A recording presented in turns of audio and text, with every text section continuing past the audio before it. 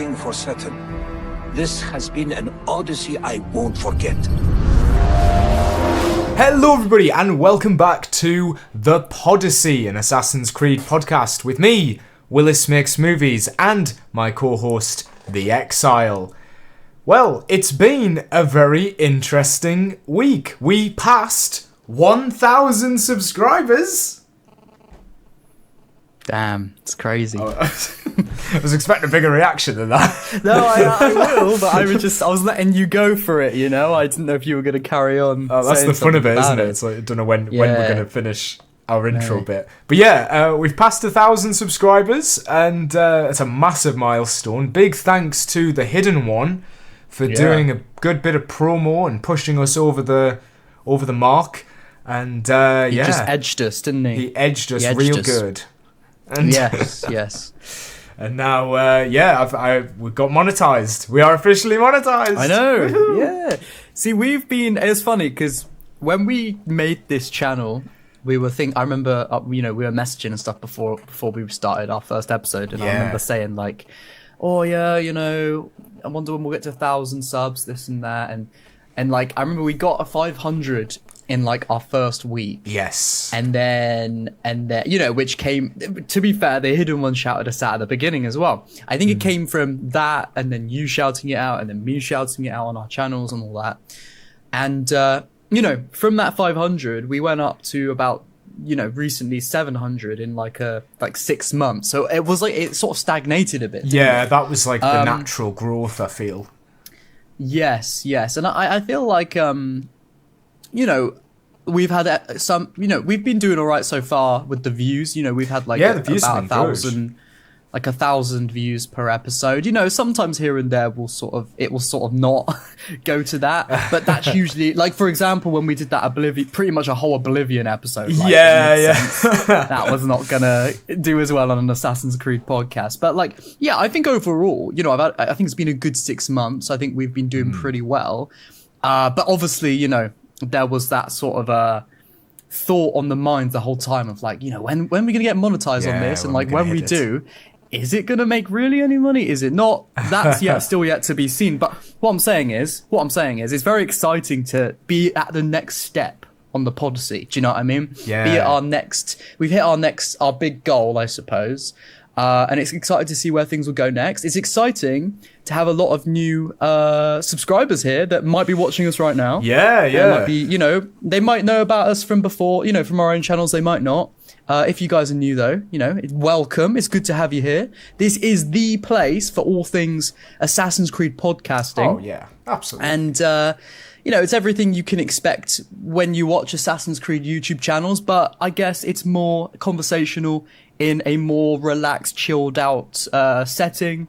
And, you get to know us a little bit as well. And you get to we all get to come together as a community and sort of delve into Assassin's Creed, be that the news, older Assassin's Creed games, whatever it comes to, that's what we talk about. And we go with the flow here.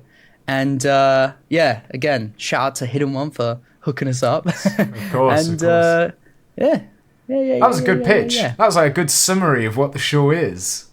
Yeah, I think so. That was really good. I think that is kind of what it is, isn't it? Because it's like, some weeks, if there's lots of news, especially leading up to Shadows, we were just going all in with the AC. Like, did we cover leaks? Yeah, I think we did. We did, yeah. We did a whole one on the leaks. That's the thing with the podcast, though, isn't it? Like, you can literally... It's, something that's like a small rumor or a small leak that you might not really be able to justify making a full video about.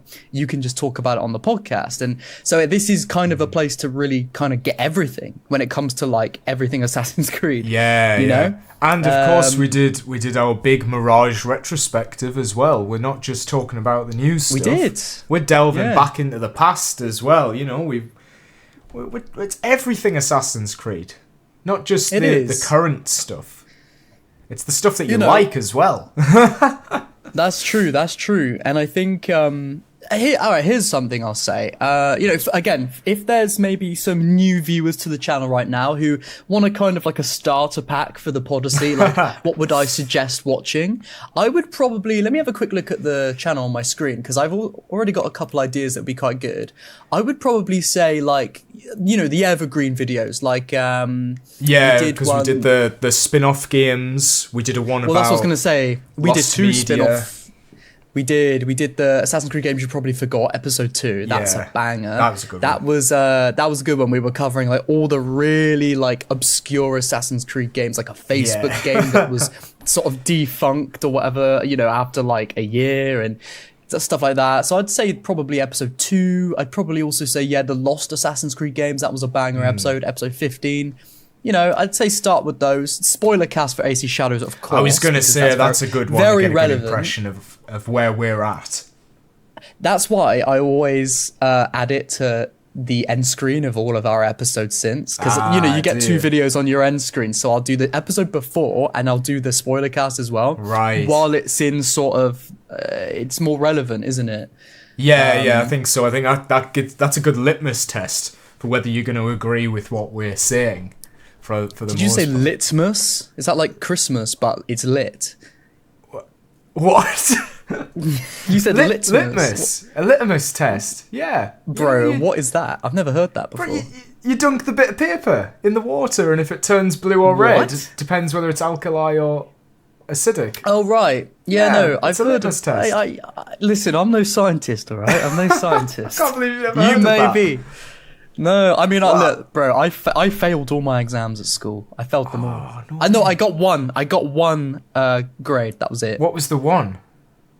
It was English language, okay. That's a solid creative writing and stuff, obviously. Yeah.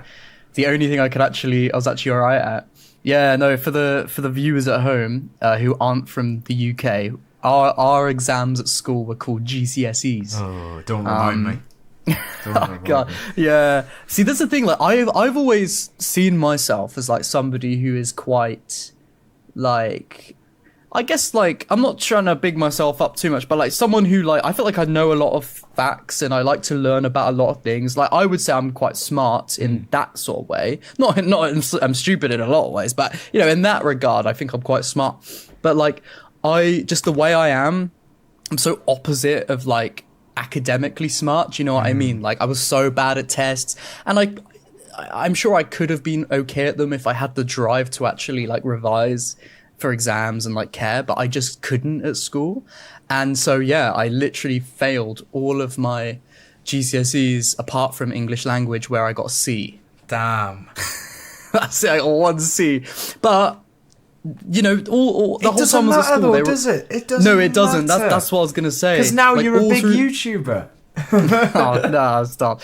But like all through school, I remember the teachers were saying like, look, you've got to get, I'm sure they're saying it because they want it to look good and they want the kids to do well, but they were like, you will not get a good job if you fail your exams. This is so important. So I was like, fuck, like if I fail this, like my life's ruined. I'm going to be like homeless or something. Like that's the way they made it out, like the pressure. But then I didn't have enough grades to get into the college course I wanted, but then I just like I emailed them like a video I'd edited, and they were like, oh no, you're really good at, like for your age. Like they saw the potential, because it was like the media course, like video editing and all that, and they let me on anyway. So well, there you go. It doesn't matter. No, it doesn't. I think as long as you have a valuable skill, at least at the life we live now, I think if you have a valuable skill that a creative skill or something, I don't know, I feel like you do all right anyway. What about you, Lewis? Were you good at exams back in the day, or? I'd say I was middling. Like my GCSEs, I got like B's and C's. I got an A star. That's good for me. Yeah, to me that's really good. Well, I got an A, like the two outliers where I got an A star in English literature. Yeah. And I got an A star in graphic design. So they were my big two. Oh, yeah. And obviously I went forward with the graphic design at college. Yeah. And then I did an apprenticeship in marketing. But it was the apprenticeship that got me somewhere. Like the graphic design, going to college, never came up in my career. It's only the marketing, like from doing an apprenticeship. So I always recommend go for an apprenticeship if you're not sure what you want to do. What's the equivalent of that in like America? I don't think it would be called that. Would it? I don't know, like an internship, maybe? But internships are different, aren't they? Internships are like, we're going to pay you no money and you do all the work. I'm not too sure, but it's pretty much learn while you earn. It's like having a full-time Pretty job much. where you do a college course on the side, and it's the best of both worlds, in my opinion, anyway. Yeah, this was like after I finished college, I didn't know what I wanted to do, and I was like, maybe I should do some sort of an apprenticeship. So I went for all these interviews, but I didn't get any. And then I thought, you know what? I didn't really want to do any of the jobs that I was applying for, but I did not know what to do.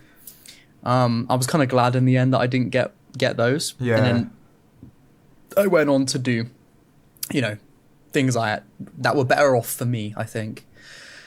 And now good.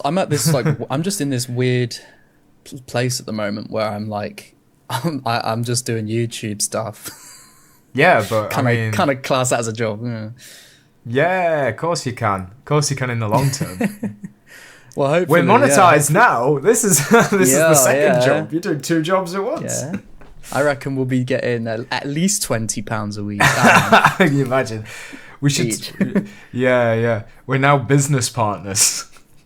We are. Man, that's weird. That's weird to think about. This is where it all falls apart. Yeah, I was going to say we've already got the diss blowout. tracks. We've already got diss tracks on the way, so it's already over. See, now we're technically business partners. This could go all wrong. Yeah, the diss track. let's not make it real. Yeah. Oh, it's very real to me.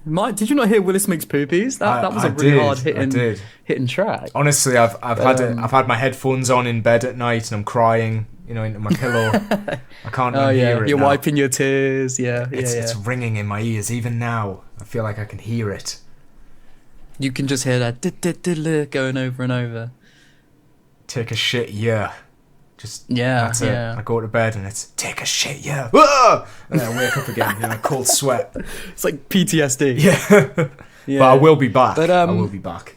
I know. We're guys. We're gonna save this till next week. I know. We need to put this on pause. We need to put this on pause. Yeah. Well, what I was gonna say, so the viewers are up to date. Apparently, I don't want to say too much, but apparently Lewis has been cooking in the studio. That's all I'm gonna say. He's been cooking. I've been cooking. I should be worried, and apparently it will be ready next week, next episode. So I'm very excited, but I'm also trembling in my boots. It just needs the dessert. I think we got the main course. The cherry on top. It needs the cherry on top. I think to really compete with Willis Makes Poopies. Oh, okay. And then next week, I promise, even if the cherry is not there, you will hear the response. Absolutely. Okay. Oh God. I hope you're worried. I hope you're worried. Are you trembling? I can see your hands are shaking. I'm like this. Look at my hands. Look at them right now. But guys, that will be next week. And one thing I will also say is, if you are new to this channel, obviously subscribe. Obviously. Like the video. And, if you're here and you just want the AC stuff and you couldn't care about our stupid little rap beefs or, talking about what we did on the weekends. And of course, you can go in the timestamps, have a look for wherever it says Assassin's Creed or whatever it says to do with AC and click on it, give it a watch. But before we get into our Assassin's Creed content, which will predominantly take up most of this episode, I want to ask you, Lewis, how have you been since we last spoke? Oh, I've been all right. Like you probably heard last week, I was very ill. I was still very ill. Had a bit of a cough going. I'm on the back end of that now. I'm recovering well and truly. I think it was the diss track. I think that's what did it. Do you know what's really funny is I recorded that diss track as soon as we finished the podcast. Were you like, as soon as we finished? Yeah, I think we finished at like 11, and I started writing it, and I was like, oh, go on then.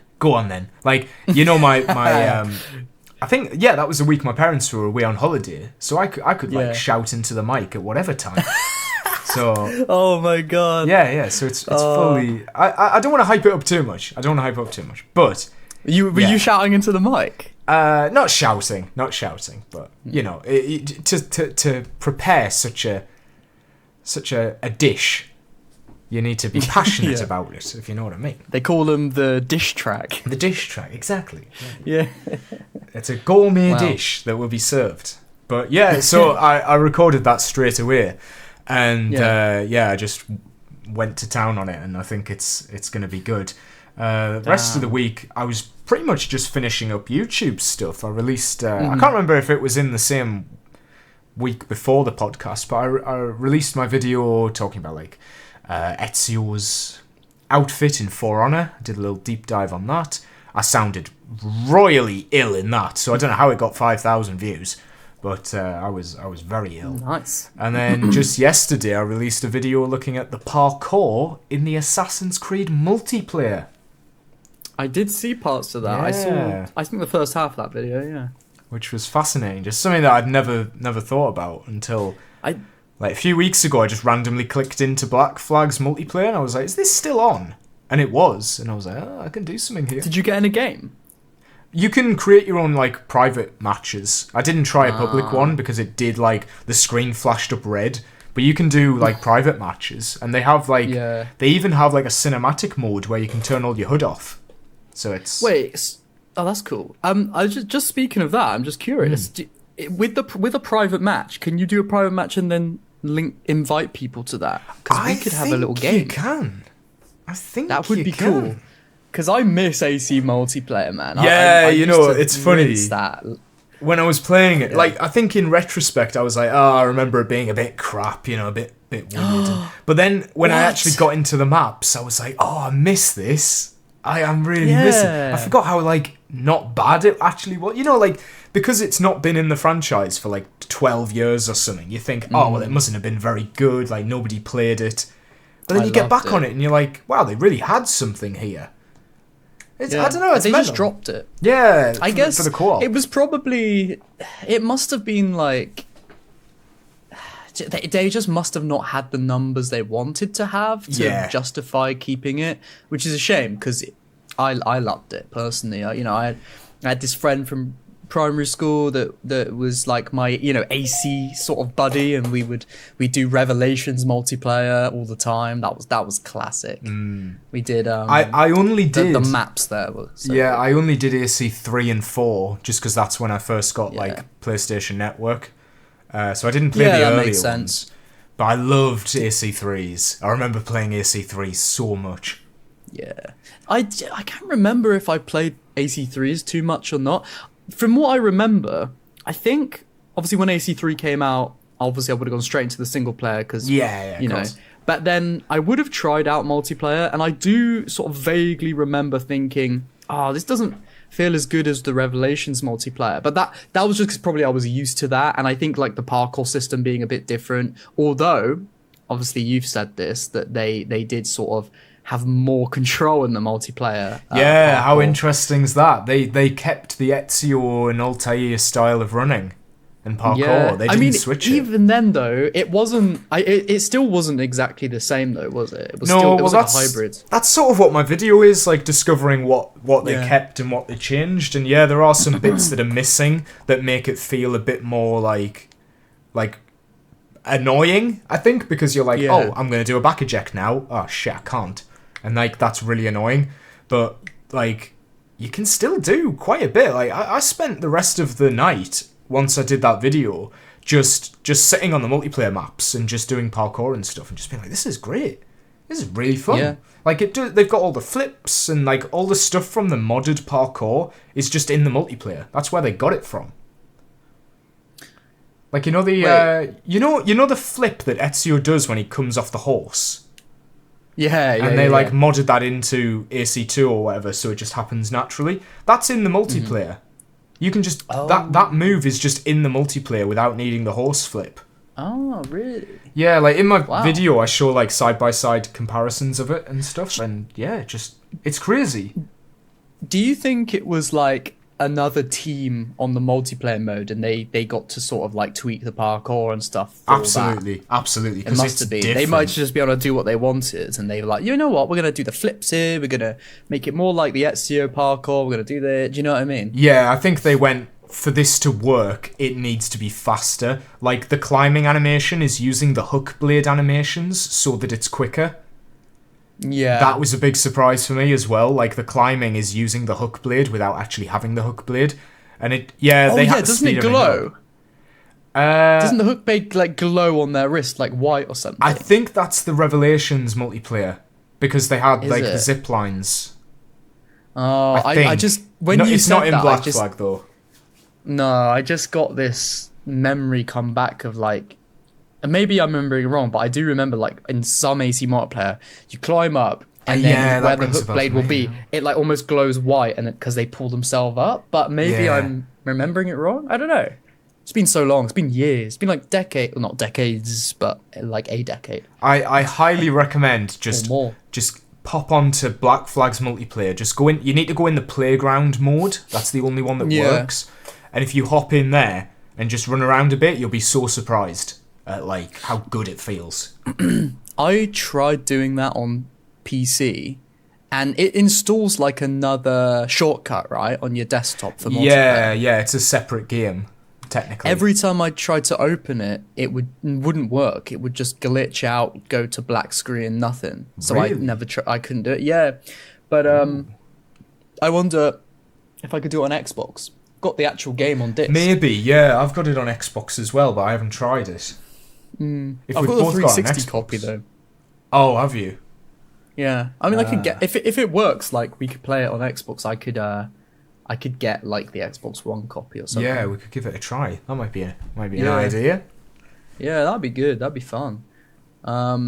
So that's what you've been up to then. You've been sort of mainly just doing the YT stuff. Just been focusing on that. I finished writing the script for all of the AC2 tombs as well. Finally finished that. Oh yeah. That's about 4,000 words, so I think it's going to be a little bit longer than I expected. Yeah. Yeah. That's gonna be maybe 35, 40 minutes. Yeah. And I'm thinking that'll be like what I work on at the weekend. Try and get that out by the weekend. What about your Shadows sort of narrative critique? Honestly, I haven't touched it. I've been like, I don't know, I've kind of forgot about Shadows a bit. I don't know, I'm trying to focus on like stuff I actually want to talk about. Yeah, I know what you mean. I'm actually debating when I'm gonna do my Shadows one, like, because I'll lead into that with my plans for YouTube, my new updated plans, but so that's where you're at with that. Like, you just sort of waiting to sort of like feel it again, like feel the vibe. Oh, you know what? I'm gonna do it now. I need to be in the mood, to like sit down all day and like watch Shadows as cutscenes and write a script about it. At the minute, that's just not something that I'm like feeling. And I think that latest update just put me in such a downer. I was like, where was the content? Where was the content? Yeah. I mean, like, I think next week we're getting the parkour update, so I'm hoping that is the one to be like, okay, we're back. I'm now in the mood at least. We might not be totally back, but at least in the mood to talk about Shadows again. Yeah, that makes sense. You might jump in and play it and feel like, this feels pretty good, and then you might just start thinking, you know what? I'm feeling it. I'm feeling carrying on with the script, I guess. But but right now, how far did you get with it? Let me find it. I can find it while we're talking. Why don't you just read every single word to us right now? Okay, let me start. There it is. A narrative critique. Oh, I didn't even put a joke. I usually put like a little joke in the title. Oh, do you? It's just counting the words. It was too serious. Yeah, this one is serious, to be honest. I've left so many gaps, like dramatic gaps in the script. It's 5,000 words. Oh my goodness. Damn. Oh, and would you say it's like halfway, or like you haven't? Well, I'll give you a little exclusive. So I'm up to the part where Naoya teams up with Mitsuhide to go after Nobunaga. Right. So that is not very far in at all. I'm like 10 hours in. And so are you going to just go all the way to the end of the story? Well, that's my plan, is that this is a script I can just keep writing until Yeah. it's done and keep it at the same quality. Like, I'm not just going to skip to the end. I'm going to keep just writing it until it's like a massive long video that's just way too long, but goes in depth. Yeah.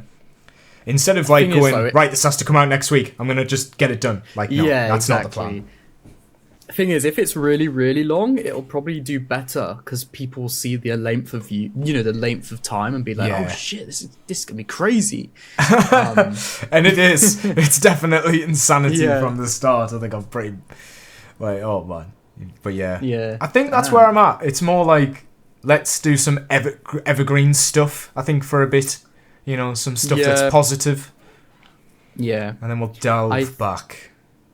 I think that sounds like a good plan.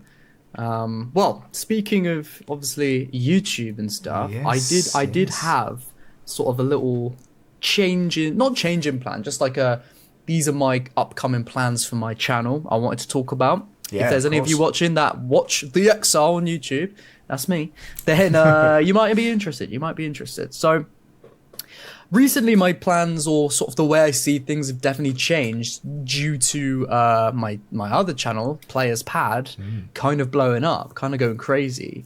So I posted, for those of you who don't know, I posted a few videos on there through the months. I'd started off with this Starfield critique that I really wanted to make, that I didn't really want to put on my main channel because I was like, well, it's just not the right platform for it. I don't want to branch away from AC, so then I don't really want just random videos not being AC, because I just don't know. I think I want to stick to what I'm doing with XL, but I really want to make this video. So I was like, I'm going to make a new channel. So I make a new channel called Players Pad, and I do a few videos. I do a Starfield video.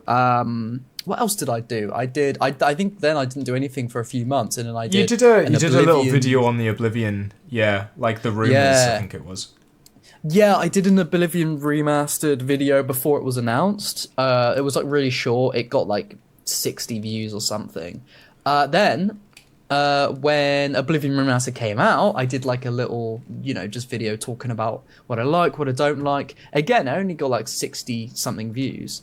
It was a video after that I posted 2 weeks ago now, called Can I Get to Skyrim and Oblivion Remastered? That shit blew up. I remember last week I was saying to you, it's doing so well, it's at like 16,000 views, and I was like, that's crazy. I wonder if it'll still keep going, and it's literally at 91,000 views as of recording. It's crazy. That is insane. But I was saying to the Hidden One on message, and I think I've been saying to you as well, like, I've never seen video growth like this in my life. Like, it's insane. It's like really exciting, but it's also really like nerve-wracking, because it's like, please don't be a one-hit wonder, please I gotta keep the momentum going. So this one's doing really well. So then I probably should have done it sooner, but I was trying to figure out what I want to do. I made a follow-up video to that, which has done, I posted that yesterday, and it's got nearly 5k views. So I think it'll, maybe in about a week, it'll have about 10k. So basically what I'm trying to say is, I'm not just trying to brag or anything. I've got a point here. What I'm trying to say is, this sort of really exploding stuff that I've done on Players Pads has led me to sort of like change how I view, the Exile channel. So I think this is what I'm going to do, right? Okay. And this will be news to you, Lewis, because I haven't really told anyone this. This is new. Yeah, I think I have a feeling when I hit 1,000 subs on Players Pad, which I think at this rate will be in about a week, I think it's gonna, because of the views I'm getting, and also because like the retention rate on these videos are really good and stuff. I think the RPM's gonna be way higher than my Exile long videos that I make. I think it's gonna be way higher. Yeah, I would agree with that. Yeah. Yeah, and I think, at the end of the day, as much as I love doing YouTube for the passion, I'm at a place right now in my like personal life where like I need to like make as much money as I can. I need more money, basically. I need to build up the savings more. Yes. For like a rainy day. I'm in a place right now where I have to just do what I've got to do to make more money. So if this stuff is gonna make me good money, my plan is this: I'm going to I've got I'm coming up with so many good ideas for this Players Pad channel, the same sort of format, so I'm going to build on that, do loads of videos as much as I can, videos like this and try and build, well, hopefully try and build a sort of career out of it. I think, you know, it's hard. I don't want to get ahead of myself because it's so uncertain. You know what I mean? Like, yeah, just to interrupt quickly, I do love the way this is flipped, where you were like, the Exile is the business channel, and Players Pad is where I'm going to put my passion in, and that's just totally changed. It's crazy. I mean, I will say this though, you know, this was such a like random fluke that this Can I Get to Skyrim Oblivion Remastered video like blew up like it did. Like, sure, I made a video that I thought could get views, but you know, I could never have guessed it was going to get almost 100k. I think that's from your experience, though. Like, you wouldn't have made a video like that if it was genuinely your third video ever. No, of course not. Of course not. I've been doing YouTube in one way or another since I was 15, so it's like a lot of years of building stuff up. But like, I think, you know, that being said, as much as I have to do this now to like build something to hopefully, you know, further the career of YouTube, I'm also really enjoying it, and it's definitely like there's a lot of passion in it for me with these types of videos. So don't get me wrong, guys, it's not just like how can I just make loads of money and not worry? Like, it's more just like I'm loving doing this, but I also really need to take it seriously this time. So my plan is I'm bringing it around now to Exile. Okay. What also does really well on Exile is my YouTube shorts. I enjoy making those. They're a lot of fun. I enjoy the comments are funny. I just like making them. You know, they also do pretty well for me on that channel. So the idea is to, as of right now, to grind out lots of YouTube shorts about Assassin's Creed and on the Exile and on Players Pad to grind out the long form, you know, at the moment Oblivion, but you know, maybe I'll expand out to like other RPGs, you know, make videos on that in that sort of fun, whimsical sort of way. I'm gonna put the long form videos for the Exile on the back burner at the moment because I just don't think it's really feasible for me to do long form video on the Exile right now. I just don't think it is because, you know, yeah, they'll get like a couple thousand views and stuff like that, but you know, they're realistically not going to do anywhere near as well as these Players Pad ones. And again, I've got to go back to like, what do I feasibly have to do right now to make more money, just where I'm at in my life. Just I have to do what I have to do. It just you know, we've talked about this on the podcast before. My long form RPM on my Exile channel is like £1 per thousand views. It was super it's really low, low. wasn't it? I remember it. Yeah, and mine's like £8.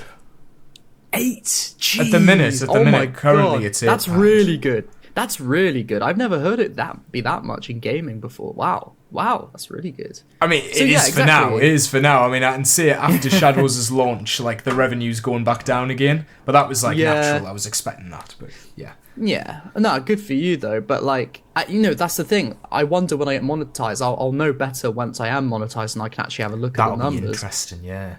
I wonder if mine will be near that as well. If it is, I've just got to keep going with this because it's just what I got to do. You know, making a 10 to 20 minute video on the Exile would not pay me pretty much anything. Now, obviously, there's lots of things I want to say and lots of videos I want to make on the Exile that are long form, and I will do those, but I just have to take a break from that right now and do what I have to do the important stuff that I have to do so that I can come back to that stuff. So right now, Exile channel, you're going to see loads of shorts. You're going to see loads of videos on Players Pad, but you're not going to see any long form on the Exile for a while. Actually, scratch that. I have to do 2 long form videos because I've got a sponsor coming up. All right. It's just one of the I can't really say what it is at the moment, but it's just a sponsor I've got, and it's for a sponsor on 2 videos that are long form. So I do have to make 2. I do have to make 2 videos in the next before the end of May. Right. And I've got some cool ideas for those, but once those are done, again, doing what I have to do, that's gonna be the plan. And then if and when Players Pad actually starts doing, you know, continues to do really well and starts making like a good full-time wage, perhaps that would be great. Then I can sort of reassess and think, okay, now I'm at a good position. What time have I got in my schedule to then put that to Assassin's Creed Exile long form videos. When I can go back to doing the potential Shadows sort of critique video, and maybe looking back at older AC games, that stuff. That's sort of my timeline right now. So I just wanted to say, because, well, firstly, I like to say, but also I feel like there's got to be some people watching that are interested to know, especially so what's going to come from my channel, and that I haven't given up on long-form content on the XR. It's just, again, I've got lots of ideas for long-form videos. There are going to be 2 coming, but after that, I just have to put it on the back burner to do what is right for me right now, I guess. Yeah. But also, so it's also stuff that you've said in the past, like, you don't want to be forcing out long-form Assassin's Creed videos if your heart's not in it at the minute. And you've said that before since Shadows, like, your heart's not in it. And we've got the podcast as well to, like, talk about Assassin's Creed, I guess, at the moment. Yeah, for sure. I think like, again, in like a few months or something, when I can start coming back to XL long form content, I think I'll have enough of a refreshed view on it then that I'll be quite excited to be like, right, maybe I'll do another look at Bloodlines, or maybe I'll do that AC3 retrospective I've been thinking of, or maybe I'll look at Liberation. I'm excited for that stuff. I just think the break I need is not over yet, and I think it's quite refreshing and good for me, like, personally, to be able to, like, focus on something, content that's doing well that isn't Assassin's Creed for a while. Yeah, exactly. This is where your heart's at the minute, so you might as well minute. Yeah. And if people are subscribed to both channels, then you're never going to go away, It's there you go. Like you're there you go. Anywhere. Yeah, exactly. Like, I'm doing a lot on YouTube. It's just like, it's a bit of like here, there, and everywhere at the moment. Yeah. And the shorts, but make I do sense. like that. The shorts are obviously the main, nice, easy content to make as well. Yeah, exactly. Because I don't want to, just because like one thing's doing really well now, you can never just rely, like when someone does really well, you can't just rely that it'll always do well. You've got to have your options. So I don't want to obviously ditch Exile, stuff like altogether, because but then what happens if player's pad drops off and then I try and come back to the Exile and then I haven't posted in so long that my view, everything tanks. True, I don't want to risk keep that. It ticking. Yeah, of course. And like, I've been building up the Exile channel. Like, the Exile's still like my baby. Do you know what I mean? It's like the first channel I made that actually did well. And I've been building up for, well, I guess soon it'll be 3 years. I'm at 37k. I want to hit 40k in the next sort of couple months. So I'm still going to keep going with it. It's just something crazy has happened to me with this new channel, and I've got to jump on it, you can't pass up this opportunity. No, I was just exciting. looking. I've got the Exile open on YouTube here. I noticed that the Assassin's Creed Odyssey 6 years later, that has 172k views. It does. And it's about 15 minutes long, which I think is the same length as the Oblivion Skyrim one. Almost, just about. I was just wondering whether the revenue on that Odyssey video is going to be similar to what you have in the Oblivion one. Do you know what? I think it will be. Do you think it will be less? Do you? I mean, obviously it's like half the views, but if you like just times it by 2, you'd get an idea. Oh no! What I mean is, I think my Odyssey video will have made less than what the Oblivion one would have done, just because my RPM on the Exile is just so low. It's just so low. I get the feeling it'll be higher on this just because of the quantity of videos. Like, there's only 4 videos, so I think the average is going to be a lot higher. Yeah, and I also think, like, I'm just looking in the analytics of my Odyssey 6 years later video. That one, the average retention rate is 22%, which is like, it's not bad, but like if we look at the retention rate on my player's pads video, I'm just kind of doing this for myself now. I'm just curious. Hang on, there's an ad on my player's pad video. Why is there an ad? I'm not. Can YouTube just add ads? Oh, maybe. Do people get ads on the podcast? Do you think? Maybe they do. Maybe we just. Does the Podyssey get interrupted by ads? Because it shouldn't be. I reckon YouTube just take the money until you can get monetized. Oh, they probably do. Oh man, I bet that's true as well. With these manual placements. Yeah. Yeah, I just had an ad on my Oblivion video, and I've only got 600. I'm not monetized, so weird. But I wonder how the my podcast's gonna do, because podcast's also monetized. I'm very curious to see how that does. Yeah, that's the thing. I'm very curious as well. These are longer videos. People are gonna watch them for longer. Well, that's the thing. From what I understand, if you've got a higher retention rate, you know, the more likely people are to hit the mid-roll ads, and also, actually, I think you have a higher RPM in general and stuff. So again, just to finish what I was saying real quick. Yeah, sorry, I'll let you get through that. Yeah, it's my average percentage viewed on my Oblivion video is 36%, which is, you know, is a lot. It's like well over 10. It's like 13% higher than my Odyssey one. It's got a lot more engagement, a lot more likes. So I think, you know, if you're gonna like look at it on averages, so I think it will probably make more money. But again, I can't tell until I get monetized. Yeah, that'll be the test, isn't it? I can't say litmus test because you're not gonna understand what I mean. Litmus? It's litmus. Oh man, it sounds stupid, but it's a real. No, I know what you mean. Yeah. No, what I was gonna say is just a little fun fact. Yeah. So I just need to make sure I'm definitely correct here. Yeah, I am. So the funny thing is, so I did a video reviewing Naoya's outfits that got 14k views. Okay. Then I did the Bayek outfits one, you know, hour and a half, only got 3k views. I'm slightly fuming about that, not gonna lie. That took months. Give it a chance. It might. Yeah. I think it'll pick up over time. But I have made more money on the Bayek one than I have the Naoya one, just because of the length of the video. Well, there you go. And it got like 4 times less views, but I made more money on the Bayek one just purely from how long people watched it for. What was the... Obviously, I'm not going to ask you, you know, the amount of money it made or anything, but like, is there anything you can say in reference to what we might see for the pod?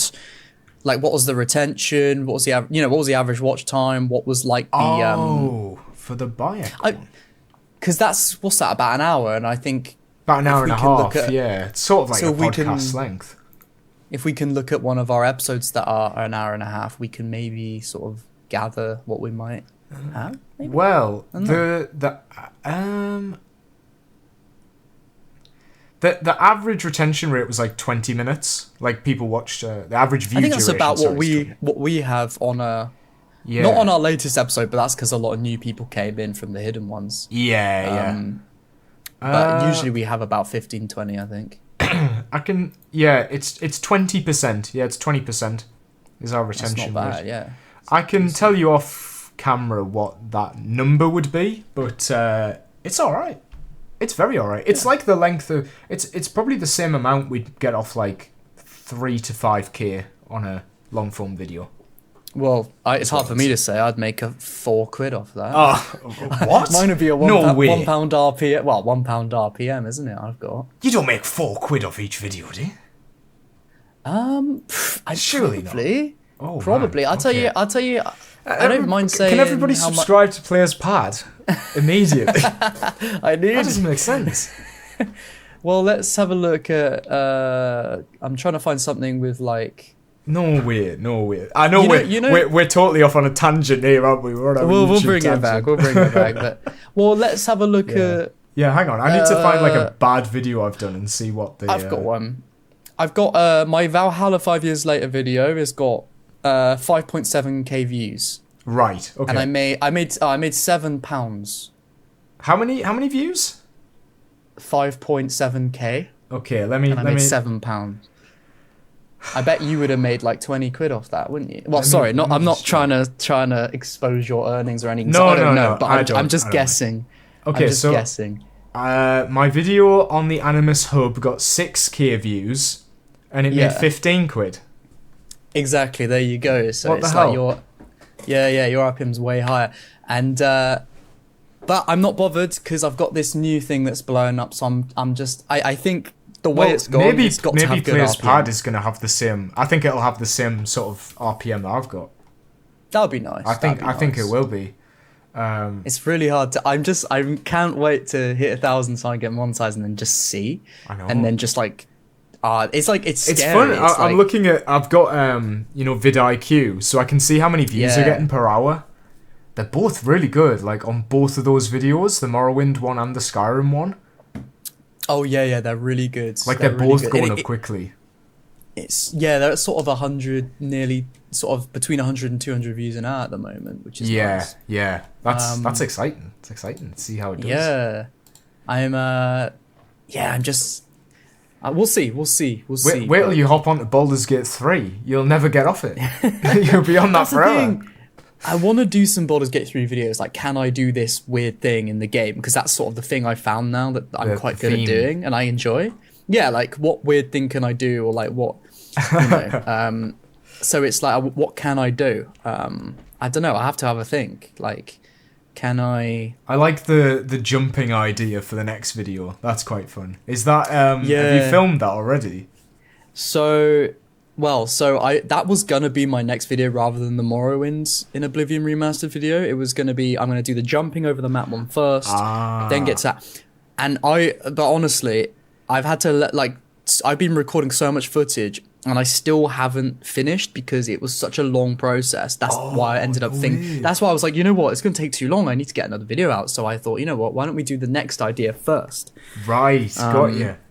Because it was basically to jump over the whole map, you have to like level up your character in like alchemy, restoration, this and that. Like if it's if it gets like 100, then you've got to get through the Mages Guild so you can build your own spells. So I was doing all of this stuff, like the whole journey. I've been documenting it as I go.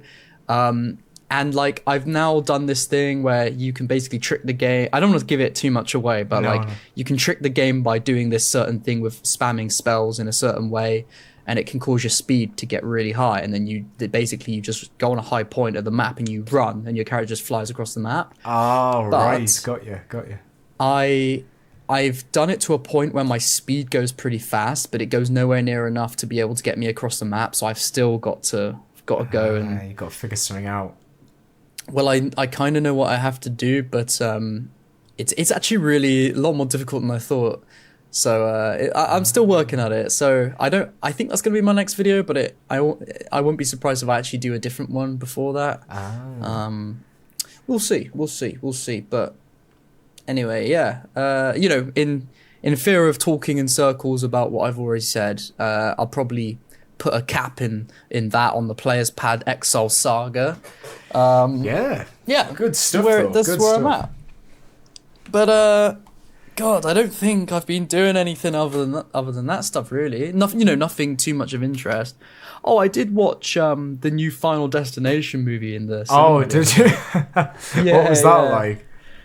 It was just about as stupid as I thought it was gonna be, but it was also pretty good. Like, it was fun. It was like dumb but fun, you know? Nice. Just a load of like silly ways to die, and it's like I was like, there was these loads of scene, like the beginning scene, I won't spoil it, but like there's this whole build up to this big thing and then it ends up with everyone dying, and I'm like, brilliant. I'm laughing my head off. I'm like hysterically laughing because like it's so stupid, and everyone was like, nobody was laughing but me in the whole like room. Oh, really? Like there's this one part where this woman is like, she's like falling into like glass, and she's gonna like, and she's like really high up, and if the glass breaks she falls. And then it was so funny, there's a piano that's about to slip down into her, from a bit higher up, and if it slips, it will shoot her through the glass. And a coin falls, and as soon as the coin lands on it, the piano shoots down towards her. And it's just like hilarious. I was just laughing, and that's brilliant. Yeah, no, it was so like stupid, but like it was quite fun. It had a fun little storyline. Yeah, it was good. It's like you can just switch off and just laugh at it for a few hours, or an hour and a half, whatever it is. Oh, that's good. It sounds like a sort of a Minecraft situation where you laugh with it, laugh along with the movie. It's not taking itself seriously, or at least it doesn't seem like it is. So it's like you don't have to either. You can just kind of be like, yeah, this is a bit of fun. Good. Yeah, and yeah, that's kind of what I've been up to.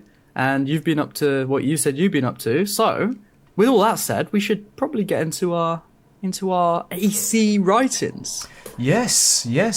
We've still got a backlog to get through. We have. So We're dedicating a bit of time now. We are. We said last week that we were going to do the write-ins, and it got to it, and we were like, oh my god, we've got so many and we don't have enough time. So we said we'll bring it in to next week's, which is now this episode. And we do have a good few write-ins from our fans of the Podyssey, from the Podyssey family watching right now. Excellent. Now, before we do this, I'm very sorry to say, but I'm going to go to the bathroom real quick. Yeah, so again, for anybody who's new and skipped forward to the Assassin's Creed stuff, that probably starts now, I think it's fair to say.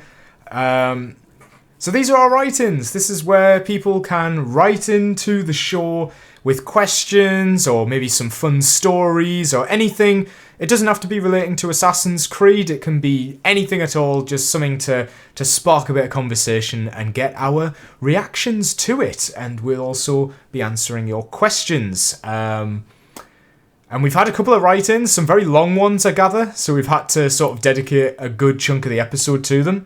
But yeah, we're going to try and get through all of them.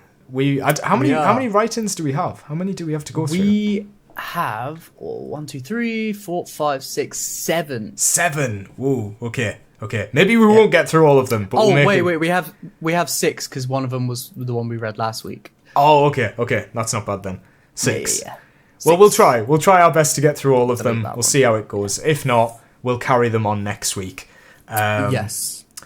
All right. Should we see what is the first write-in? Ding, ding, ding. We will. But before I read that, I will say, guys, if you want to write into the show, you can email us at yes, of course. askthepodyssey@gmail.com. It's on screen right now, and it's also linked in the description. That is askthepodyssey@gmail.com. I said it right that time. You did, and say ask at the Podyssey, but got it right. There we go. Okay, excellent, yes. So I'm going to go in order of when we received them. Why is my mouse not working? Oh, there we go. That's quite important. Okay, first writing. Okay. Hi guys, Dino Blaze here, and I have some questions that would be interesting. Number 1, there's 4 questions here. Oh wow. Okay. Number 1. Wait, are we doing them one at a time, or are we doing? Let's do them one at a time, One just at a time, so okay. some cohesion. Yeah. Okay. Number 1, should ACB? Sorry, let me say it again. I always do this. Oh wait, do you want me to paste it in the chat for you? Yeah, can do. Sure, I'll do question 1. I'll do them all, and we can just read it. Got you. Together. Yeah. Right, bear with. There you go. If you got that, cool. Okay, got you. Right, I'm gonna zoom in so I can read it better. There we go. Should AC be more historically accurate? And by that, I mean making the figures slightly more historically accurate. For example, the real Charles Lee married someone from the... I'm not going to pretend I can know how to pronounce that tribe. Kahaka.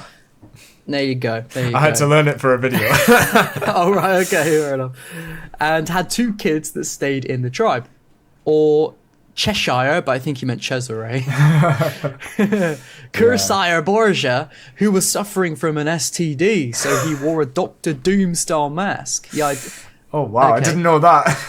Yeah, apparently. Okay. I feel like there could be a lot of potential for deep characters if AC did this. Interesting. Yeah, that is interesting. Would you say?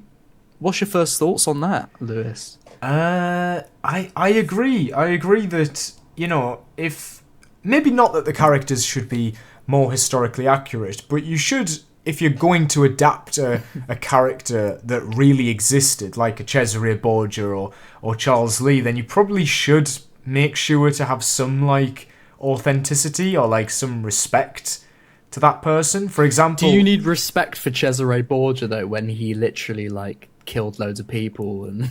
Oh, yeah, but I mean, it's are we gonna, if we got Hitler on the next AC, are we going to try and respect him? I don't know. Kanye West is joining us on the funny. Oh, God. Anyway, I mean respect as in, accuracy,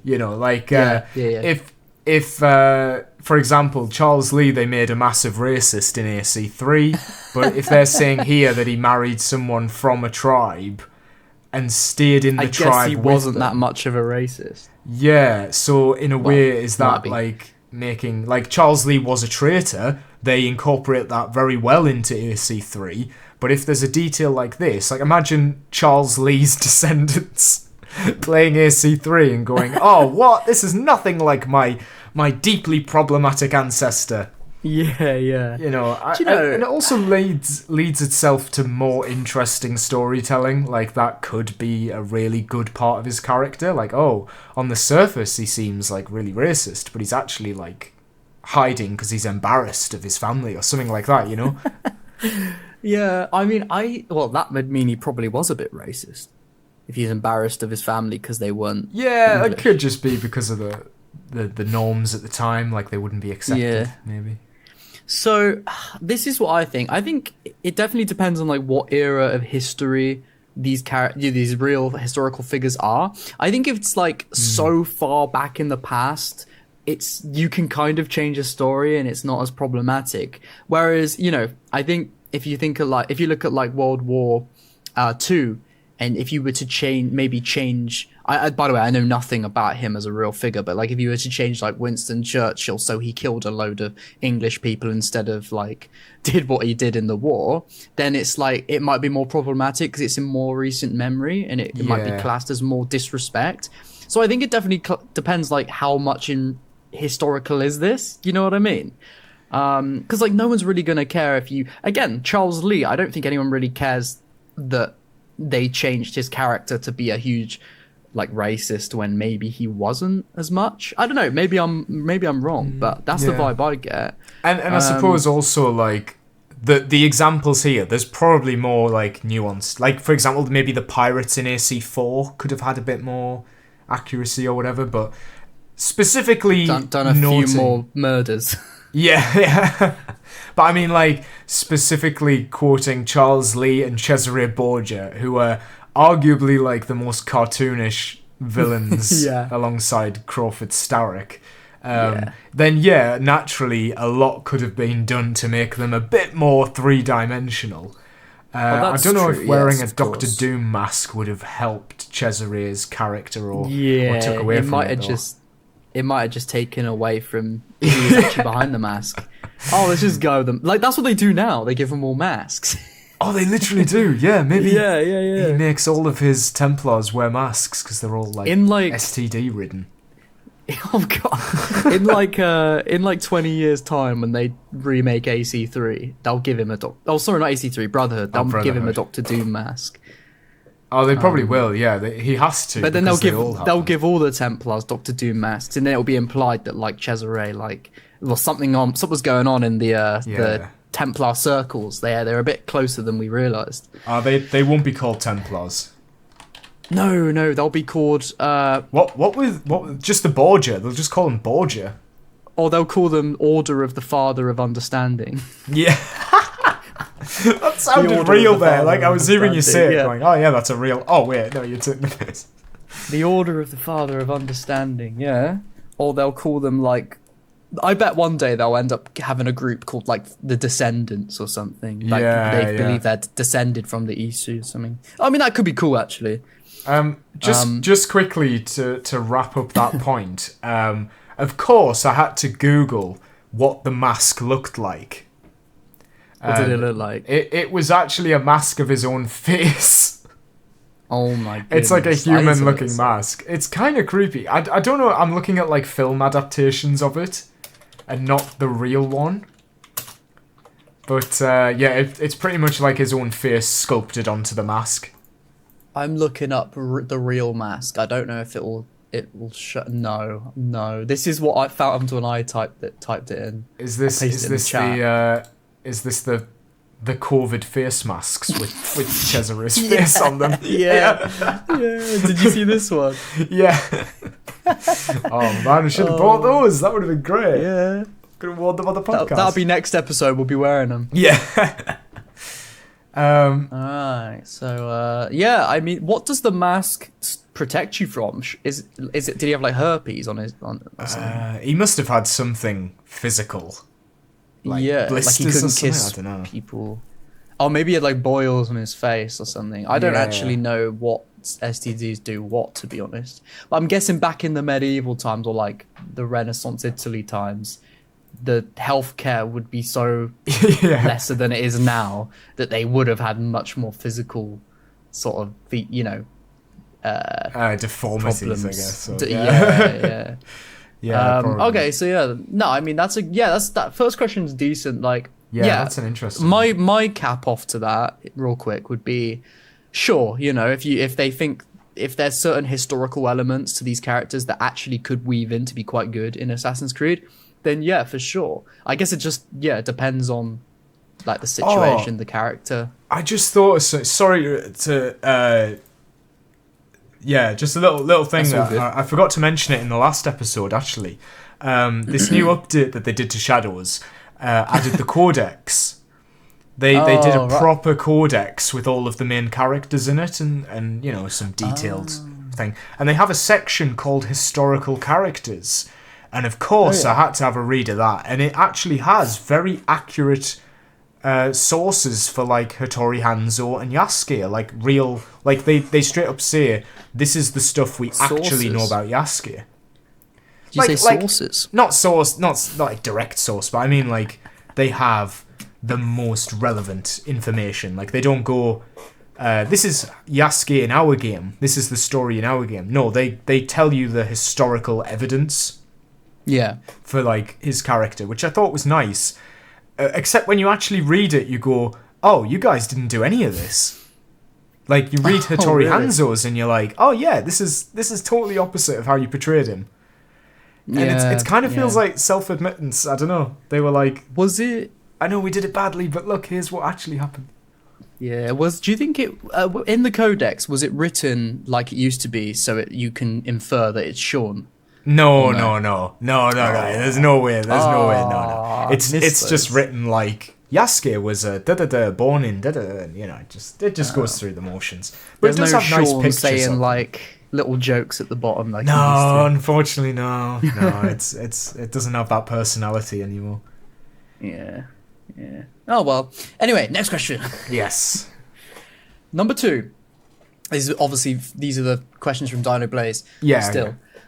How would you remake AC3? While AC3 is my favourite AC game, I do admit it has its flaws. For example, with Haytham being playable at the start and then you switching Connor much later, or better yet, add some more content that was supposed... Wait, hang on. Oh, okay. Sorry. That really confused me. That was his example. Haytham being playable, then it switches to Connor. He sees that as a flaw. Or better yet, you could add some more content that was supposed to be added, like conversations between Connor and Achilles, where they talk about his mother. What's your thoughts? Okay, yeah. There's two we sides. kind of already talked about it, didn't we? In one of the last episodes. Yeah, we did a bit. I can't remember what the question was to get us there.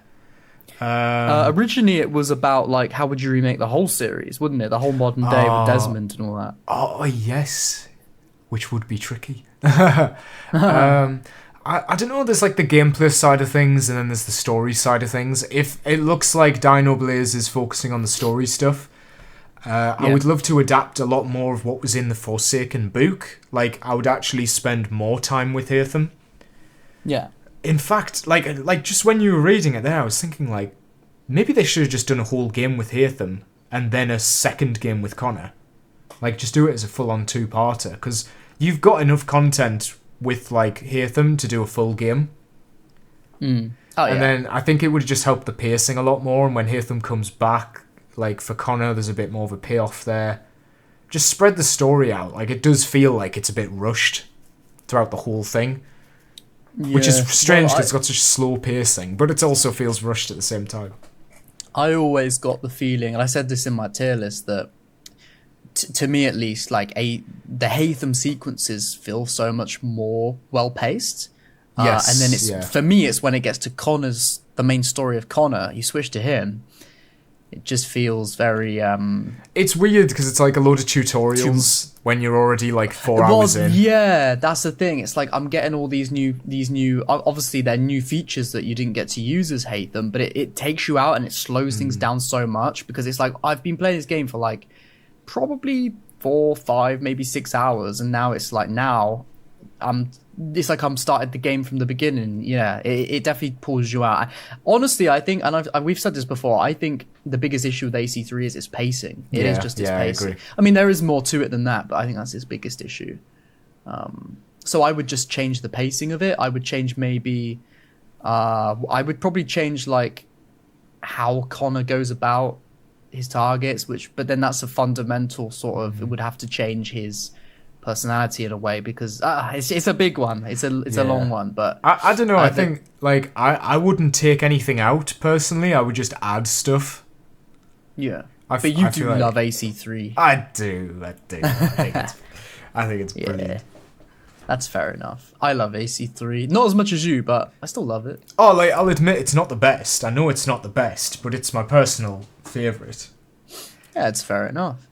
I love Unity kind of the same, but yeah, I get that. I could pick apart Unity for days if I had to, but I still like it, enjoy it, and I think it's fun. So it doesn't matter, really, does it?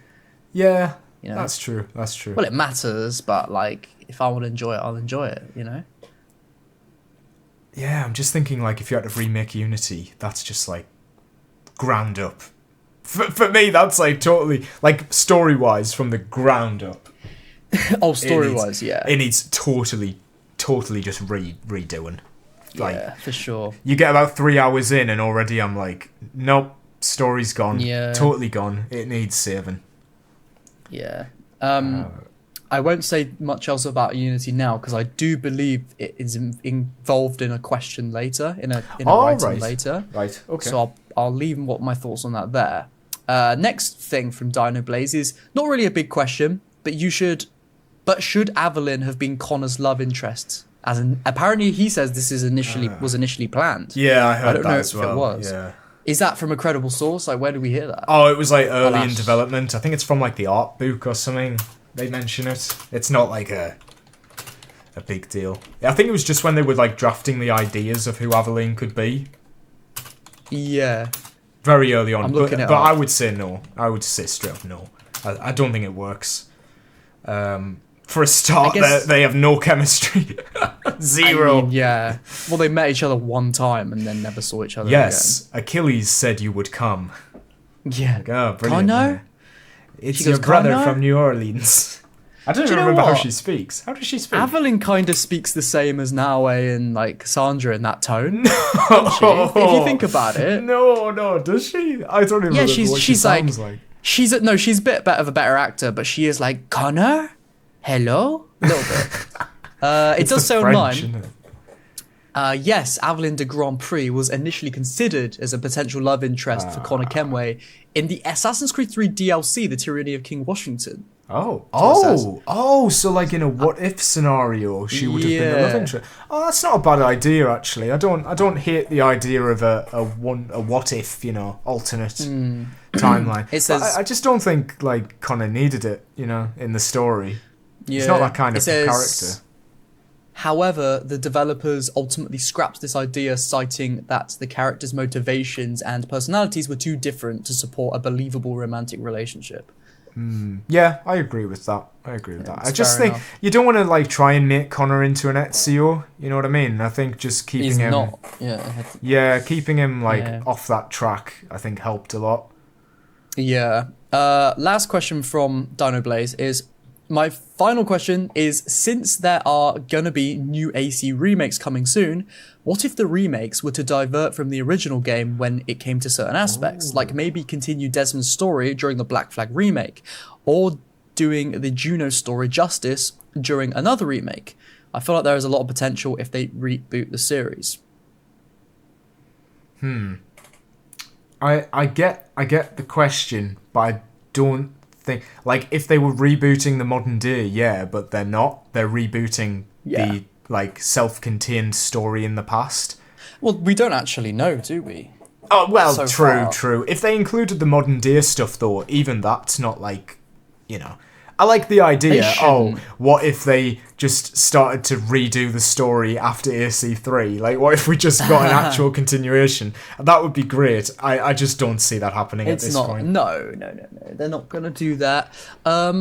I mean, well, I'm the worst person to answer this question really, because obviously you guys watching know what I think about Assassin's Creed. You know, as of in modern Ubisoft, I don't think they'd ever do it justice. No. I don't think it'll ever be done. You know, you can say some parts of like Desmond's story or like parts of the older stories weren't that good, and that's fair enough. But I don't. I still don't think Ubisoft could do it as in a better way. I don't think. I think they would do it worse. Just don't further damage it. Like, just keep away from those older games. You've already done terrible remasters. Don't go switching the story up or anything. It'll end up being like a Star Wars sequel trilogy scenario where like everyone hates the prequels, and then when the sequels come out, they're like, maybe I was too harsh on the prequels.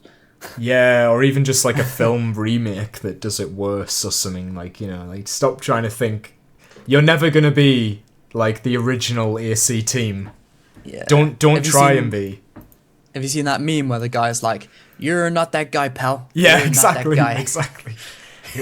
You're not that guy, pal. Yeah. Yeah. All right. Well, unless you have anything else to add to that, I can move on to the next write-in. It's a cool idea. It's a cool idea. Yeah. But Yeah. unfortunately, yeah. I don't think so. Right. The next question comes from Podge. Podge. Podge says. Podge. Wait, hang on. Yeah. But yeah, Podge. If you were to make the best Assassin's Creed ever by only using 2 elements from each game, how would you do it? Oh, Jesus Christ. That's a lot of games to take elements from. What, Each does he mean game, like jeez. two elements in total? Oh no, from each game. Yeah, oh man, so that's like you gotta take 28 2 elements to take. Yeah. Oh, Yeah. I mean, Well, why yeah, don't you I guess cherry I guess pick a few that you enjoy, I suppose. A few elements that you wouldn't mind seeing. Why don't we another. alternate to get through the games? Why don't we alternate? So I'll do like, do you want to do AC1? I'll do AC2, and then we'll just Why try don't we and do 2 each at a time? 2 each. Oh man, Yeah. I don't want to pick AC. Oh, but then I get 3 in Black Flag, so maybe yeah.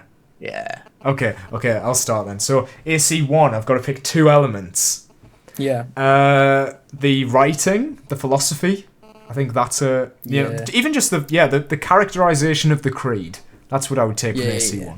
And the second thing would be the what else? The modern day mystery, or the connecting, I would say, between the two. That would be my second one. AC2, I would say the Assassin Tombs, or like a linear format. Yes. And then I would say the not particularly the writing, but like something to do with like the characters, you know, like creating down to earth characters, or like fun characters to look at or be with. Like realistic portrayals of people. Yeah, or like even, you know, like Leonardo's a bit of like a caricature. Like he's being a bit comedic. He is a bit of a caricature. But it's still like, it's still engaging and fun, and like the AC2 is like, we're gonna have fun, and I like that about that game. So I would say the tone. There we go. The tone of AC2. Okay. All right. So then for me, I guess I'm on Brotherhood and Revelations, aren't I? So yeah. Easy from Brotherhood, it would be the sort of layout of all of the content. So I'm not talking about like the actual map or anything, but I'm saying like how it was a very focused main story, but it also had tight knit side content that was like, I say tight knit, I mean like side content that was its own content, like the Leonardo War Machines, but like it was very much tied to the story of like taking down the Borgia, so it made sense. Like the biggest thing I dislike from the newer AC games is that everything feels so disjointed and like its own thing, and it can't all tie in with each other. Yeah. So I would say like the focus of Brotherhood, and then for Revelation. Oh, and then another thing for Brotherhood would be like, I guess like the parkour. Oh, yeah. They perfected it.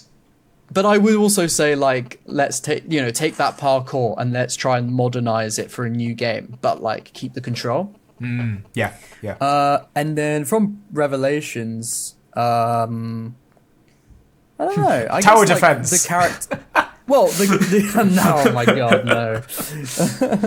I'd say like just the character journey. I guess you could say it from AC2 Brother and Revelations, but like, you know, the way mostly Ezio, but like Desmond and Ezio's sort of like journey of, you know, how it all sort of comes to an epic conclusion. I feel like a lot of characters we get in the newer games don't ever get real any tying up of loose ends. So I'd say that.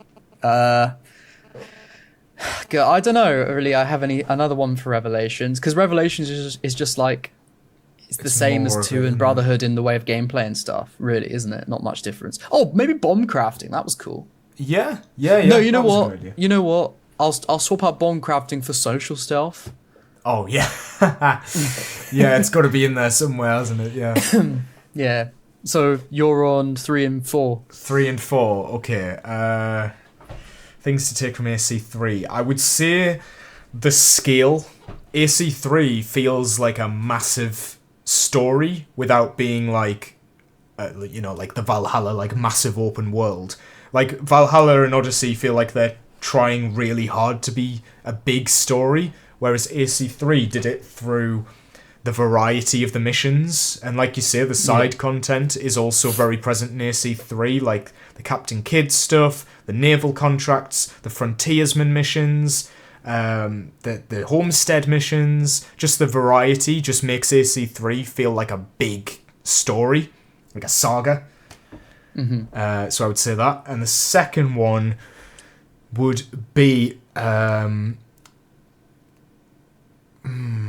I just like the dialogue. I just think it's like theatrical, you know? Just think about your writing and conflict. A lot of what that game succeeds at is like the arguments. So I would say the main takeaway so my second point is the conflict in the characters.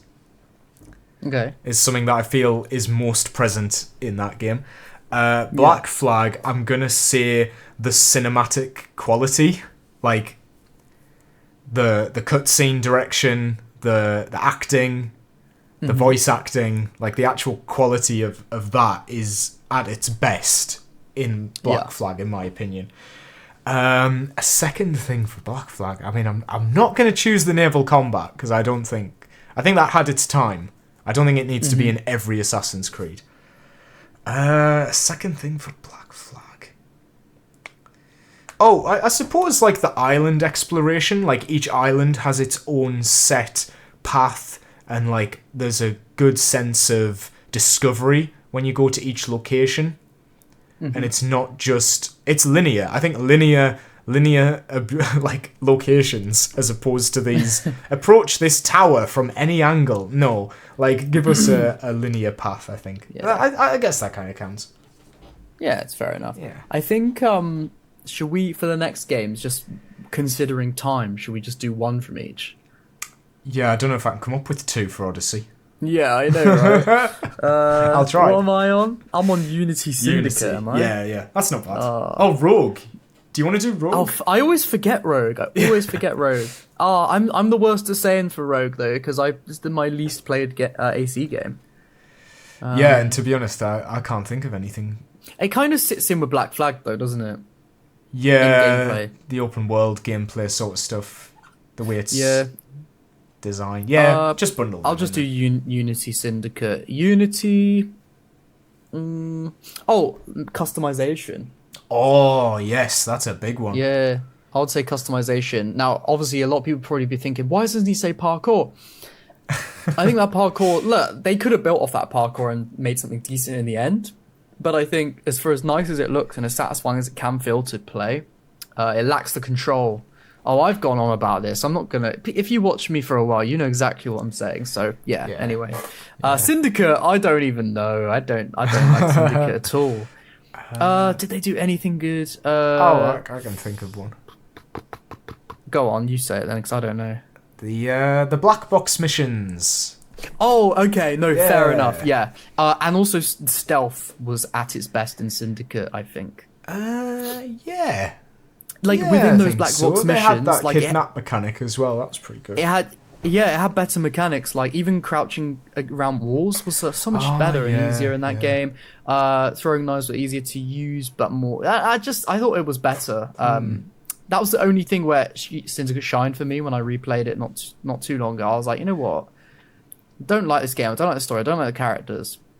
I don't like that I'm forced to I can't jump off buildings ever. I'm not allowed. Like the game says no. And I have to zip wire everywhere. I don't like any of that stuff, but I do like these black box missions. They're pretty good. So yeah, I would say that as well. Yeah, they were well designed. Yeah. So you are Origins and Odyssey. Oh, Hey. God, right. Okay. I will bring Cassandra into every game. Yeah, all 4 of my answers are Cassandra. Yeah. Oh, man. Origins is a difficult one because I don't like a lot of what it did, to be honest. Like, in the long term. Oh, yeah. Oh, man, what can I say? The Helix stuff, I'm joking. Like, the best part of Origins is Bayek. Yeah. But we've kind of said, like, the writing and the characters and the presentation, like, everything already. Oh, man, what does Origins have? Well, what have you praised it for in the past? I guess the writing, but... Like... You could... Well, no, don't worry. The story's good, the lore, I guess, is good, but it's not like it's the best lore in the series. I don't like the gear. I don't like the leveling, or the level Says gating. the guy who made a whole outfits video for an hour. Should I just say... Okay, I will say the variety in the outfits. Because it's the ESC game with the most outfits, and I do think a good majority of them are bad. But in general, like, the variety and the different types of outfits, I think, were pretty good in that game. Yeah, they may be better that's fair later, enough. but I'm not up to there yet. And obviously, just a shout out to Bayek, I guess. Bayek's just guy. just a good character, just a well written, and like the one glimmer of hope that the franchise was going to get back on track. Gone too soon. Yeah, Bayek. I don't think that technically counts, but unfortunately, yeah, that's where we're at. Odyssey. Come on. Maybe the famous quote. That was a banger. Malacca. Bring that back. That's one. No, I was going to say this has been an Odyssey. I won't Oh, forget. true, yeah. We've kind of got Oh, credit sorry, we've got to Odyssey end the for pod that. now. I've just said it. Oh, we've done it now. Sorry, guys. I like the mercenary system, I think it's called. All right. It's like a rip-off of Shadow of War's system. Yeah. The Um, Nemesis system. yeah, I didn't hate it. I thought it was alright. I liked the idea of beating bigger and bigger enemies. It was alright, I guess. Fair enough. I feel like Odyssey did do some stuff well. I just can't remember what they were. I mean, I guess the chance to play as like a male and female, like having that choice is quite good. I don't like the dialogue options though. I don't like the tone. I don't like the open world. Yeah. Well, I feel like you've said enough. I tried my honestly. best. You tried to. Yeah. Yeah. Right. Valhalla and Mirage. Oh god, that's like the worst two for you. Well, I could say something about them both. Funny enough, I think. I think Valhalla, I would say...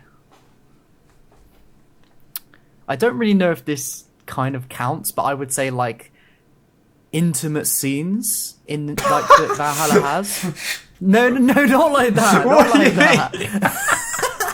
No. Not that type of intimate scene. No.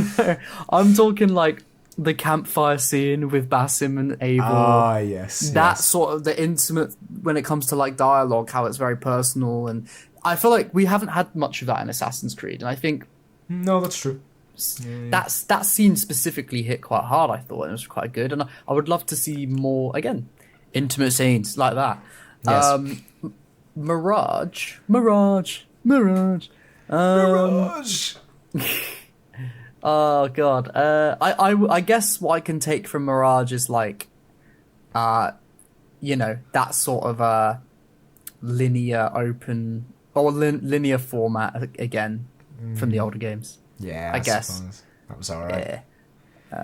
Okay, yeah. Then it's you for Shadows. Do I have to? Yeah. What's the best thing to take from Shadows? There's something, surely. There's gotta be something. Yeah. You like that game more than I like that game. Yeah. Okay. Can I think of something? Oh, man, can I think of something? It's like it's difficult to say what does that game do the best compared to every other game. Yeah. Maybe okay. Let's just think of it like one aspect from that game I would carry forward into the next one. Yeah. I would keep the format of the flashback missions. I think all of the flashback missions are really good, but I would just make the whole game like that kind of format. The whole game, one big flashback. Yeah, that's the more interesting story. I think just they had something with those flashback missions.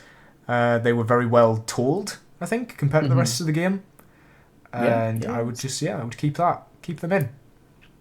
No, fair enough. And there you have it. That is what we would do, and we'd bring all of that stuff into a game, and we'd make the game perfect. Yeah, and it'd be called Malaka's Creed. Malaka. The League of Malakas. Yeah. Doesn't that mean like the League of Fuckers? Yeah. League of Wankers. Yeah. Yeah, I like the sound of that. We'll go with that one. I like the sound of that. My turn. I was gonna, you know my diss track. I was gonna start it with that. Oh, bro, that would have been so good. No, I've got a better idea. Oh, okay, all right, fair enough. Yeah. My turn. Well, then maybe I'll steal that if I end up replying back to you. Yeah, you could do that one. If you start winning, I have to come back to get ahead. You see. Yes. All right. This next one is from Dinny20. Dinny, hello, Dinny. Oh, bro, this is a long ass email. I'm just thinking, we're going to be talking about this for ages. Is there a way we can sort of take send me it? We'll see if we can. You're going to be like, oh. Okay. I think we might have to take some, best liberties parts from it, and yeah. We'll have to sort of like bring it down into a more of a. Okay. Oh, I could paste it to ChatGPT and be like, put this into. No, you can't do that. Oh my Can God, I not do that? Whoa, my goodness me. Okay. No, by the way, Dinny, we really appreciate you. Yes, it's just we got to think about timing.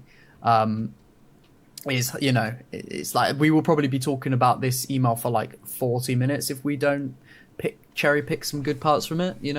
I do like that he's mentioned Nolan North. Maybe we could talk about that. Nolan North. Yeah, I'm not. Sorry, where's the question? It's 5 questions. Are they separate questions? Are they? Well, let me read his intro. It's Dinny20 once again. I'm very happy of your in-depth answer to my question, I guess for the last one. Even if I would prefer to give the priority to other people since you already responded to me, I'm still going to send a big email. I'm just joking. No. I want to address something. Since you are usually interested in behind the scenes about AC, I'll give you some context about my earlier question. Okay, so I guess he's just adding context. But I'll just rattle through it. I think he wants us to talk about each of these points. Just give our opinion on them. Let me rattle through it, and then we'll give an overall opinion at the end. How about that? Just to keep things on track. Yeah, or we could do each one, just quickly, so we don't get lost, because we might forget what the first one was. Yeah. Okay, number 1, AC1 and AC2 were born from Patrice Désilets, as we all know, from Prince of Persia. Was it Patrice of Persia? Jade Raymond was the producer of both games. Their link was tied to Desmond's name. That's where I got that YouTube short from, by the way. I read this. And did you actually? Yeah, so it's speculated that Desmond... Basically, the question says, their link was tied that the Desmond's name came from the union of Des Ile and Raymond, Desmond. That's it's not confirmed, because they never confirmed it. It's just like a fan theory. Could be. Right. That's a good idea, yeah. It also helps that Desmond is a real name. Yes, You know, it does. could just be that. Yeah, imagine like What would the Ray other LA. Ray LA, yeah. Yeah. Ray LA. Or Ilamund. Anyway. Oh no, there's no Mund. Anyway. Do you have anything to say about that? It's just sort of telling us, isn't he? Just explaining it, yeah. I mean, yeah, Yeah. Could be come from that. Or I Yeah. think it's possible that Desmond is just the name of a person. It could be either way, yeah. Question number 2. The original plan from Desolate and Raymond was the one that Nolan North spoke of. Yes. Three or maximum 6 games in which Desmond would become the ultimate assassin in a modern day settled game. I don't think there would have been a modern day settled game, would there? I don't think so. I don't know. It says by the end, the ultimate assassin in a modern day settled, but he obviously means game Like set. In set. a modern day. Yeah. Yeah. And he would time travel by bleeding effect. I don't think he would actually time travel though, and I don't think they were going to do an actual game about just Desmond. I think it would have tied in to the end of some other historical setting. Probably. But yeah, I don't know, this just sounds like a bad idea, personally. Like, what? that would be so dumb. If he just starts travelling through time with the bleeding effect, I don't quite get how that works logistically. I think the idea was more he would be able to view his ancestors' memories without an animus. Yeah, or I he'd be heard he able was gonna like get all of their skills. He would like gain each of the assassin's skills, and then by the end he'd be able to beat the Templars, which sounds like It's kind of what happened. pretty but straightforward. Yeah. Number 3. Yeah. After AC2, Ubisoft wanted to milk the franchise. Yes, they did. That's true. I agree. So they asked Desolate to create Brotherhood, and they split the Montreal studio. Oh, right, Corey okay. May was sent writing the current AC3. Yeah. Even if it was meant to be the last game of the franchise. And then Desolate wanted to create Amsterdam 1666 project. Really? I never heard about that. Nice. Probably the splitting of the studio made Desolate leave in 2010. So I've not heard about this Amsterdam thing. But maybe Okay, that's what happened. So he wanted to keep the whole team together for each Assassin's Creed, but instead they split it and made half do AC3 and the other half do this game that never came to fruition because the guy left. I don't think they would have cancelled a whole project just because the guy left. I don't know. No. He left in 2010. Do we have confirmation of this? Should we? Should I've have verified this. Yeah, maybe I should have a quick Google. Let's see if this is a thing. Just paste it into ChatGPT and be like, are these valid? Right, I'm not trusting ChatGPT. Really? No, but get him to search online. No, of course I'm not. Yeah, but if you get ChatGPT to search online, it just verifies it online. There's some concept art of it. It was going to be set in the Dutch Golden Age. Really? Yeah, there are some articles about this happening. Never heard that before. See, I've pasted it into ChatGPT and I said, is this information true? And then he's searching the web right now and it will verify it with loads of sources. Yeah, I've got loads of images and everything. Are largely accurate. Yeah, fair enough. Anyway, there's some let's footage wrap of through it this. as well. Oh, wow. How did I not know that? Maybe I have to do it says this video is not available anymore. Oh. There Wow, was I some thought it was. footage of it though, but okay, if that happens to be true, that does sound very similar to what we're getting in Shadow. Not Shadows, Hexay. That's the next one. Hexay. Yeah. Interesting. And that is Montreal. Supposedly, yeah, but with only half of their team. Yeah. Number 4, Ezio was meant to have only one game with the more tragic Vatican Vault ending when Minerva said to him, told him to shut up, and his role was finished. Ezio's sacrifices were for nothing if not transmitting a message. So it would have ended at AC1, basically. AC2. Is what he said. Sorry, AC2. How would you have felt if it did end there? If Ezio like ended at AC2? It's kind of weird because in retrospect you look at the ending of AC2 and you're like, oh, naturally Brotherhood comes next. But imagine if that was it. Like, it's a bit of a weird note to end him on. I mean, it's kind of the same as what they did to Altair. Yeah, they kind of did the same thing with him, where they just left him once he gets the piece of Eden. So maybe maybe that's what they would have just done. Like that's kind of what they do now. Oh, now they do their entire lives. They have to be born and died before they move on to the next one. They never come back to him though, do they? Oh no, they definitely don't. Well, that's because they do like 20 games worth of content in one game. Yeah, that's true. But anyway. Number 5, according to a 2018 GDC, AC Unity was developed since 2010 during BH. I don't know what that is. Brotherhood. Oh yeah, my theory is that Unity was meant to be on paper the original AC3. I clearly remember that some devs said that the original plan was for Unity having multiple historical settings (brackets the ones we see in Rift). So the Middle Ages, French Revolution, Belle Epoque, World War II, and I think it was World War One, was it not? Maybe it was World War Two. I think it was World War Two, actually, yeah. And traveling here and there in those settings, the whole game in different places, but they dropped the idea in the process because it was too ambitious. This is confirmed by some AC Unity alpha footage that I found.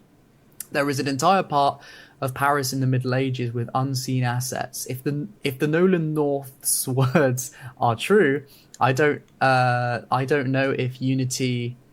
I don't know if it's me just yapping. This is what Dinny says. Yeah. But to me, Desmond was meant to travel in time using the bleeding effect. Again, probably not actually travel in time. Well, it wouldn't have. And he would have gone to those time periods. But they dropped the idea because AC3 became another project by another studio. So Unity became just Unity, and the settings were reused for the Rifts. This would explain why Unity was more similar to the Ezio trilogy than AC3 was to Unity. Was it? I don't know about this, but let's get the rest of it out here. Why it was a nothing burger narrative and lore-wise, besides being 4 years in development. Well, that's just maybe the writing wasn't very good, and why it was so incomplete. What convinced me to my theory was not only Brotherhood's ending that spoiled the French Revolution setting.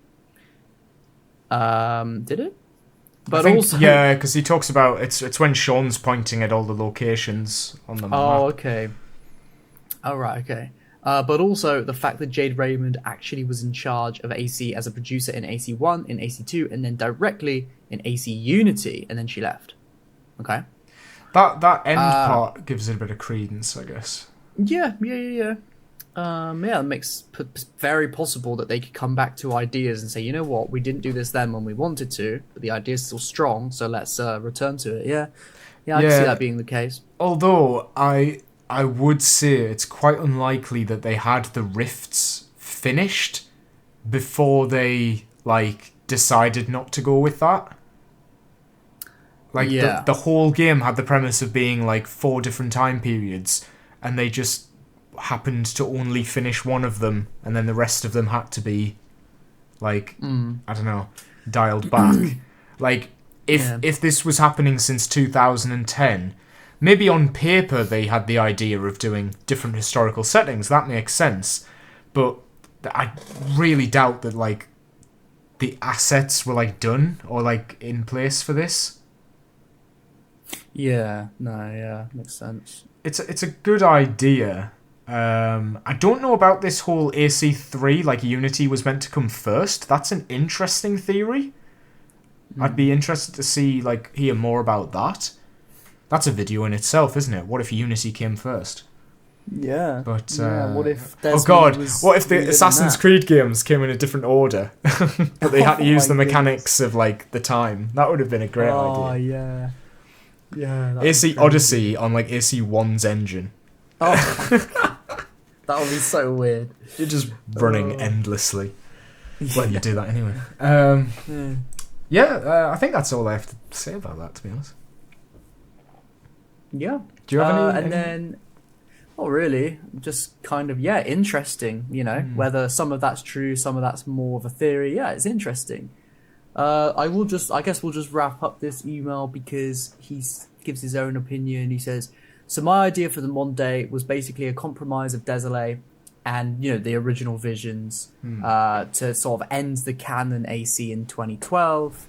And then at the time having AC for other years like now, but with a better linked modern day narrative. So basically saying you would do it, but he'd do it better. Pretty much. That's fair, he probably would. Yeah. He says, P.S. you're great guys. Thank you for the entertainment and analysis you gave to AC fans all around the world. From Italy. Oh, thank you, my friend. From Italy. Grazie. Yeah. Grazie. Grazie. Grazie, Ezio. Yeah.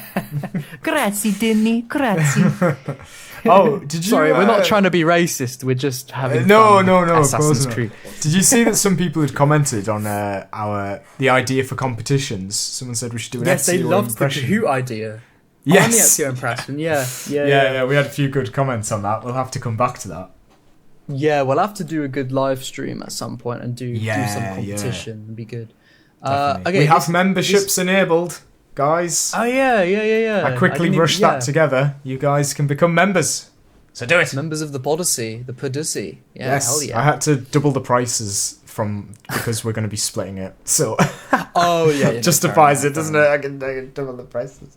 I like That's money. Double the pride, double the fall. Yes. Star Wars. Next email comes from Chris. Now Chris says, hello, Chris. With the leaks of the lineup of the next AC games, we know that we have at least 3 remakes incoming. Here's the link. Yeah, we've seen the link. We've seen the link. We've seen it, trust me. We know.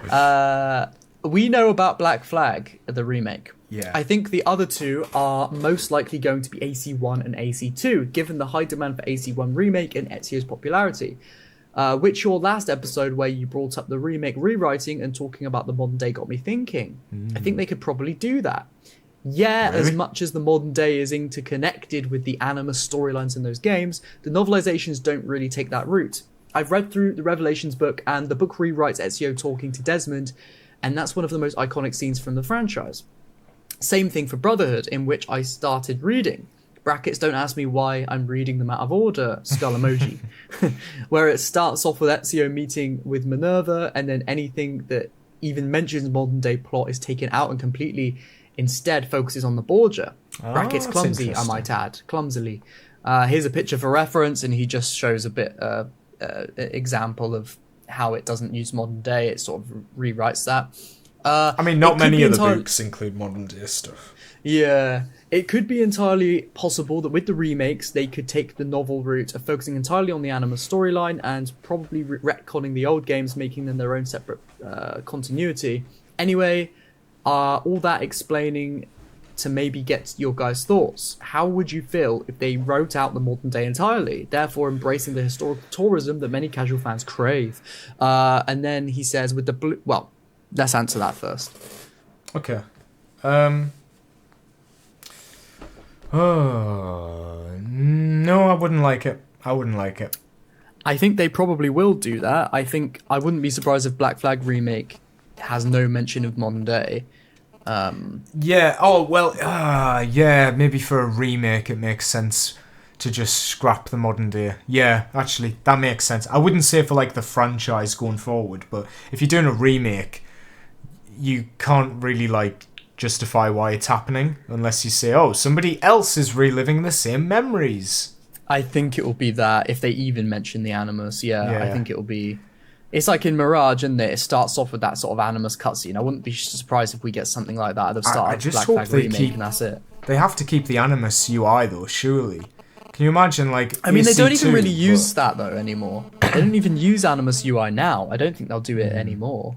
I don't think they'll bring it back for remakes. Like, I know Black Flag's got that sort of, like, template, sort of tried to be more of a modern Animus approach, don't they? Yeah. Like a game console version. But, like, I don't think they'll do that. I think it'll be all, like, sand and pirate sort of theme. You know, like, the Mirage one's all sandy. Like the Yeah. pause menu and the sort of Have start you menu. have you seen that concept art of Ezio? It's the Brotherhood version in the Animus, and he's like looking at an upside down pantheon. Maybe. I think so, yeah. Like, I'm just imagining. Yes, yeah, I see it. I bet that's how his like Animus looks. Or like, can you just imagine like AC2, but the memory corridor isn't like white. It's like, I don't know, Italian paintings or something. I don't know, like it's like something to fit that time period more. Yeah, well, I wouldn't be surprised if they just do it like, talking to your targets like they did in Shadows. They just do talk to them before they kill him, or Can you do know imagine what I if they mean? just cut them entirely? Yeah, I wouldn't be surprised. I mean, I'm not saying I'd like that. I'm no. just saying I think that's what they'll do. Yeah. Oh my god. And just to answer the like, what do we think about AC 1 and 2? I think they're the two games that don't need remaking. Yeah. Personally, like, no, don't touch them. Don't touch either They're only of them. doing it because they're more popular, though. That's it. They're just saying, "Oh, well, those did well. We can make them do even better." Financially. I don't know. Unless you're gonna do an Oblivion remastered situation where Ezio's now in like Unreal Engine 5, like just don't. No, I say no, not as if I don't want that. I say no as if I don't think they're gonna do. Yeah, that. they're not gonna do that. They're not gonna do anywhere near as good as that remaster. What two games, like aside from Black Flag, do you think should get a remake? I don't know. I don't really care for remakes, to be honest.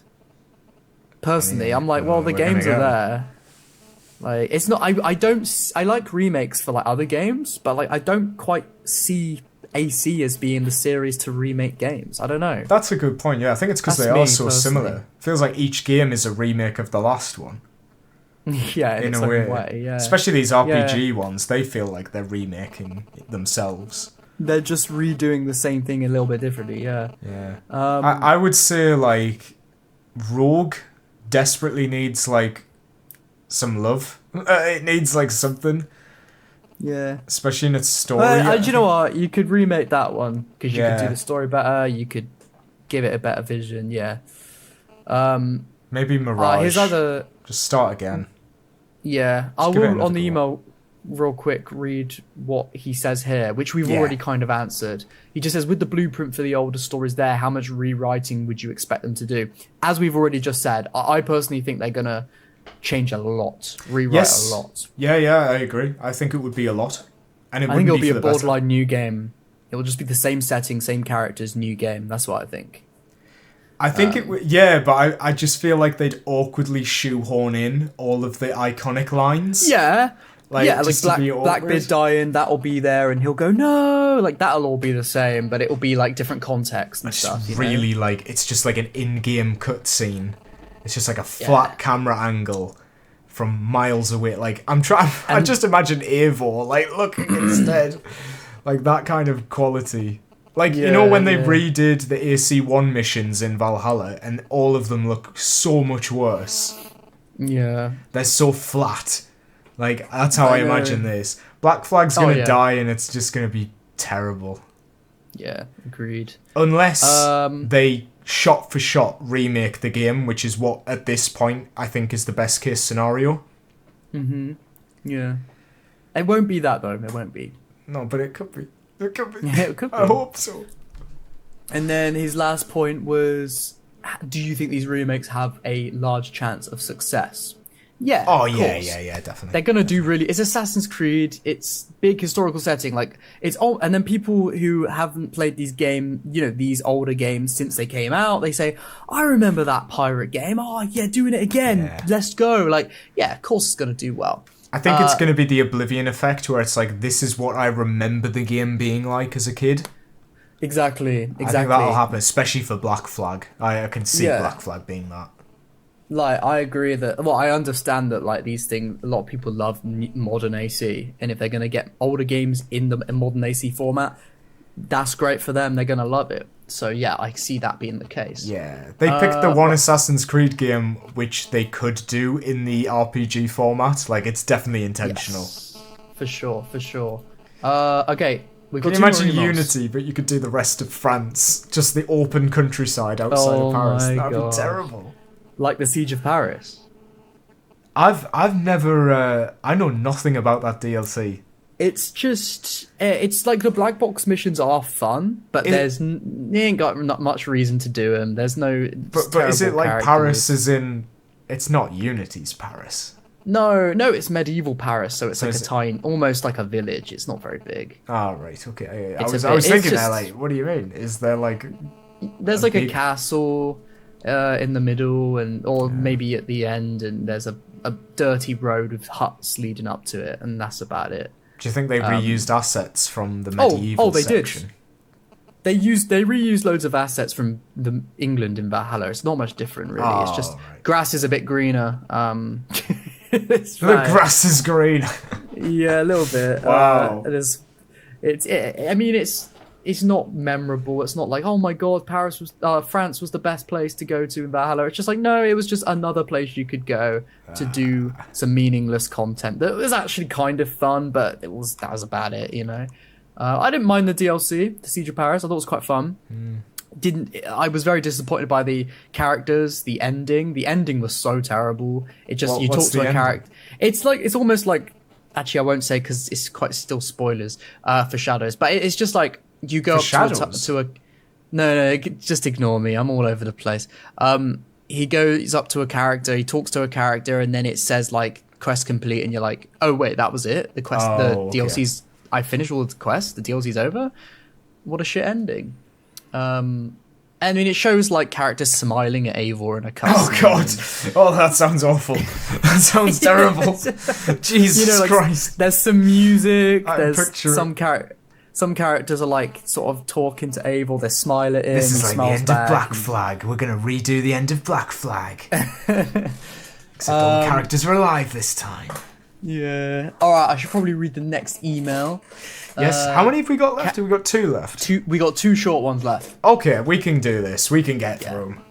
Yeah. Carrion Crow. So, this popped into my head after listening to last episode. You guys came up with your own ideas for Assassin's Creed games a couple of times. If you could come up with your own side content, side quests, collectibles, what would it be? And if you would want to see some side stuff returning in future games, what would that be? Personally, I'm hoping they'll bring back war letters from Rogue, as they provided a lot of backstory and information on the Assassin Templar War. The messages in bottles from Black Flag provided an equally interesting story. What do you think? Damn, that's a good suggestion. I would never have thought of that. Yeah, so just like collectibles and stuff. Collectibles is a weird one. Like side missions, I'd be like, okay, yeah, I can point to like the tombs or the Captain Kidd That's missions. what I was gonna say, like the Yeah, like, seals and the that's the tombs for obvious the ones, isn't outfits. it? I'd Or do the that. Templar lairs, like these Yeah. linear locations that are like a short burst of cinematic, like, I don't know, adrenaline, puzzle solving, like a bit, Tomb Raider-esque, with a bit of narrative to string it together. That would be fantastic. Yeah.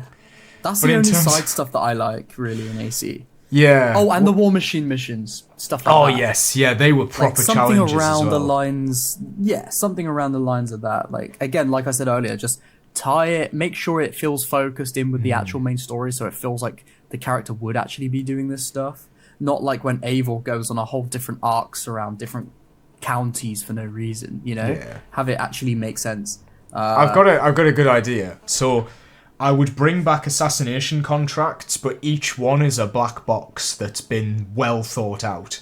So it's like a full Yeah. string of side quests where each one is in a different like black box mission, and you can replay them. And I can see a lot of like the stealth YouTubers would take advantage of that, like Hitman levels. Shout out to the Hidden One for his Yeah. amazing video about how good Hitman is. Yeah. Anyway, what's your... This sounds funny, but like, what is your favourite collectible in Assassin's Creed? The 100 I don't- collectibles you need to catch. What would you go Well, with? I'll tell you what, it definitely isn't. It definitely isn't the feathers. No, they're terrible. Especially in AC3. There's just no reason for them. Yeah. Honestly, I'm not the type of player that likes going around doing collectibles. I don't ever bother. Really? I'm not that type of player where I'll want to do the collectibles. I don't care for them I personally. hate to say it, but like when I play Black Flag or Rogue, especially Rogue, because it has so many outfits that are tied to collectibles, I'm like, right, today I'm going to do all the Viking swords, so I'm going to go to every location that has a Viking sword.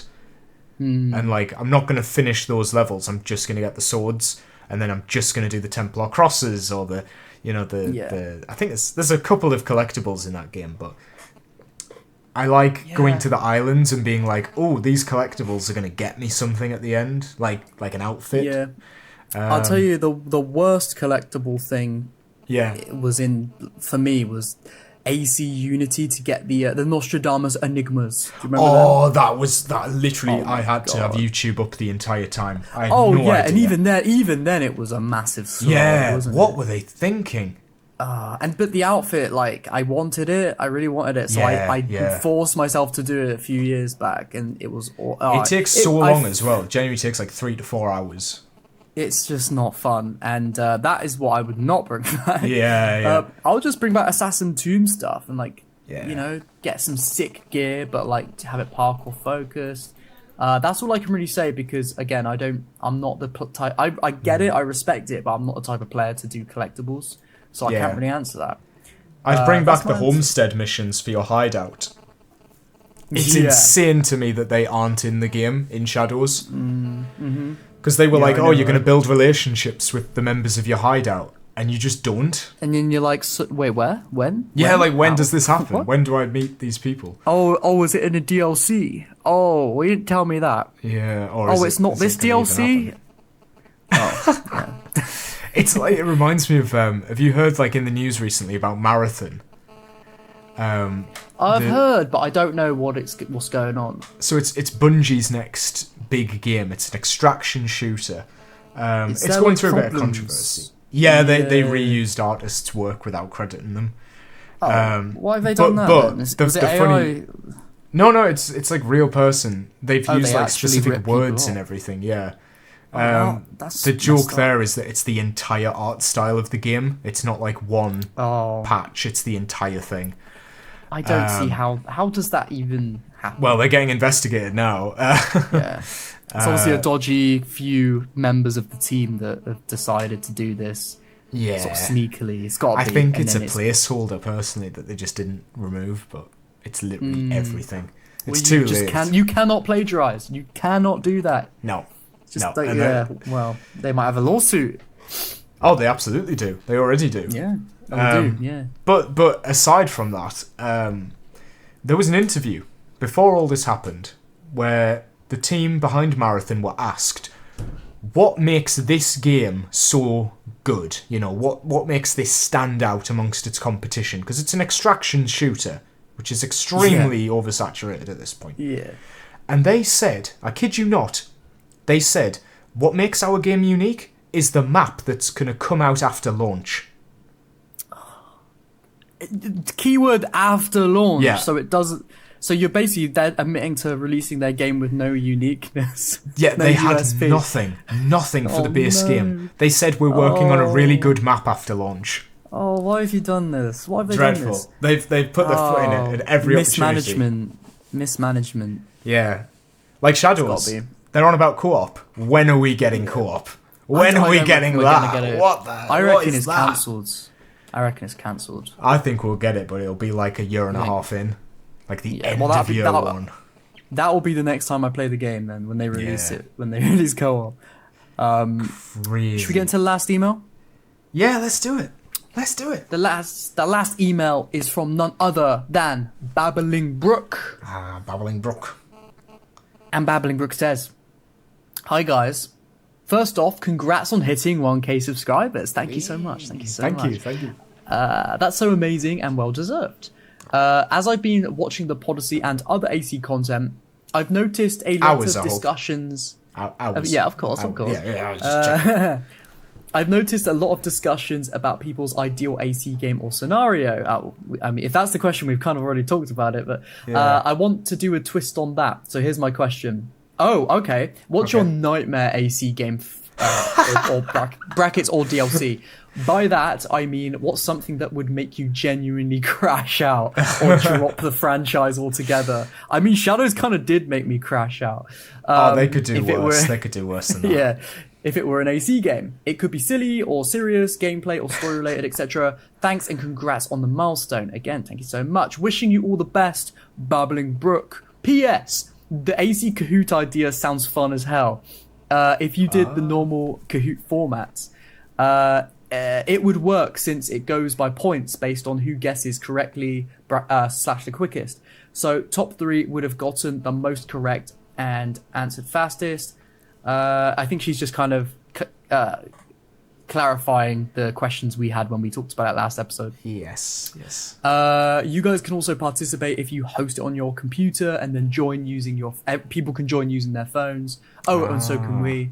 You can get someone else, brackets, like the hidden one, to make the question so you don't cheat. Yes, very good.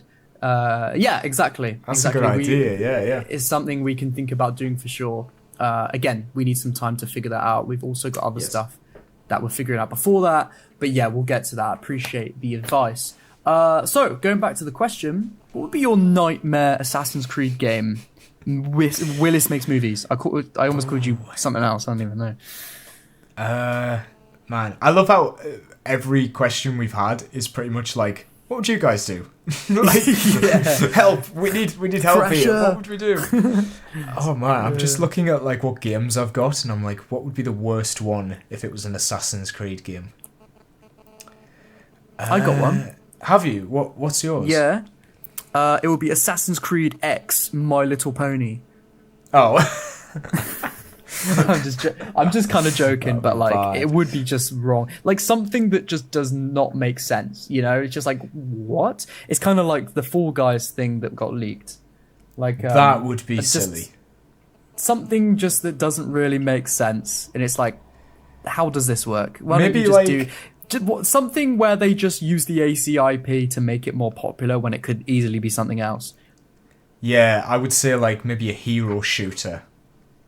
Yeah. But they kind of have that with For Honor. That's like their hero sort of game. Yeah. Maybe a sports thing, like Assassin's Creed, like sports.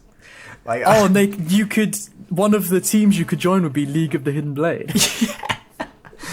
I'm in the League of the Hidden Blade. Altair themed scooter or something. I don't know. Like they did that game. I can't remember what it's called.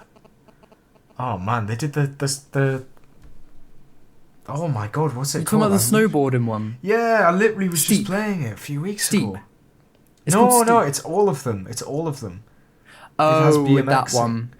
Yeah, I know the one you mean. Oh my god, what was that game called? But yeah, like Off-road. Each assassin is a different sport. Yeah, that's what I would do. Tell you what, assassins would be what? It sounds like a joke, but I'm actually asking if you could figure it out. Riders Republic. That's what it's called. That's Riders the one. Republic. That's the one. That's the one. What would be the worst sport an assassin could play? I know this. I've just figured it out. The worst sport. Yeah, like the one that it wouldn't work. It couldn't work. It couldn't work. I'll tell you what. Should I tell you? Is it Altair doing swimming? Well, I mean, there's that as well. No, I was gonna say volleyball because every time they go to hit the ball, they pop it. Yeah, yeah, the hidden blade would extend. Oh, Jesus! Oh God.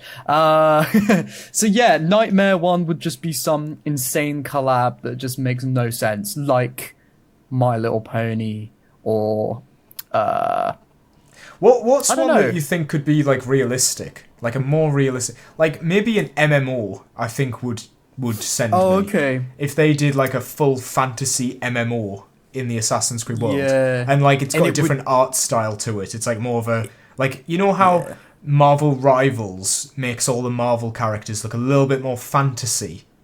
It'd be like that. If they did it for that, like just made them all like I don't know, like cartoonish looking and that would be like okay, you've gone too far. I can't do this.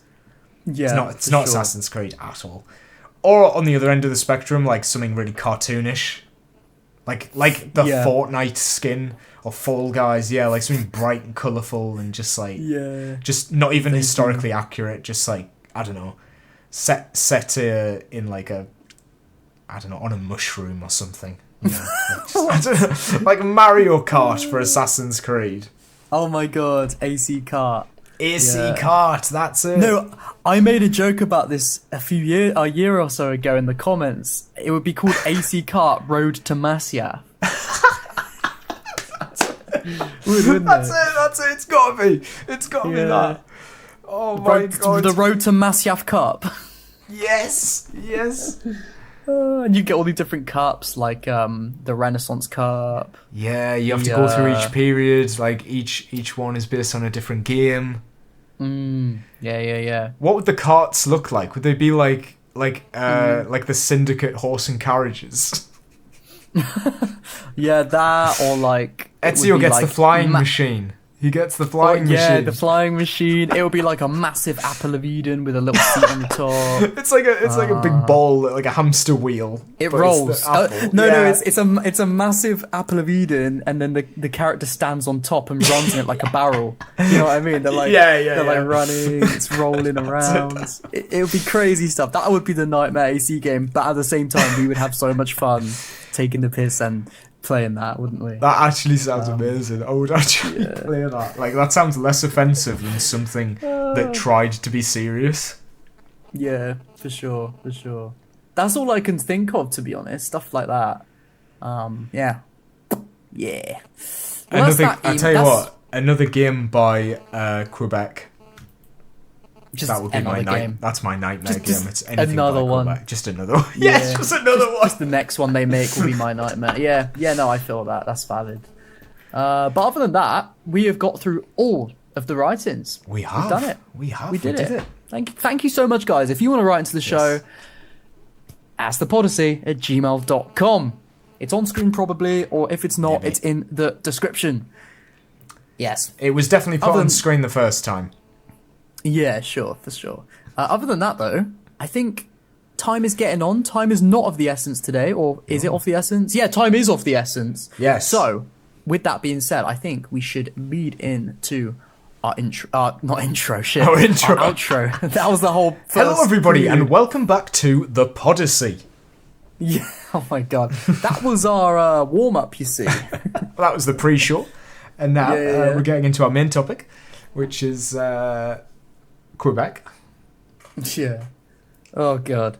But I am very, very wary of the time, so I will say let's wrap it up. Excellent. Right.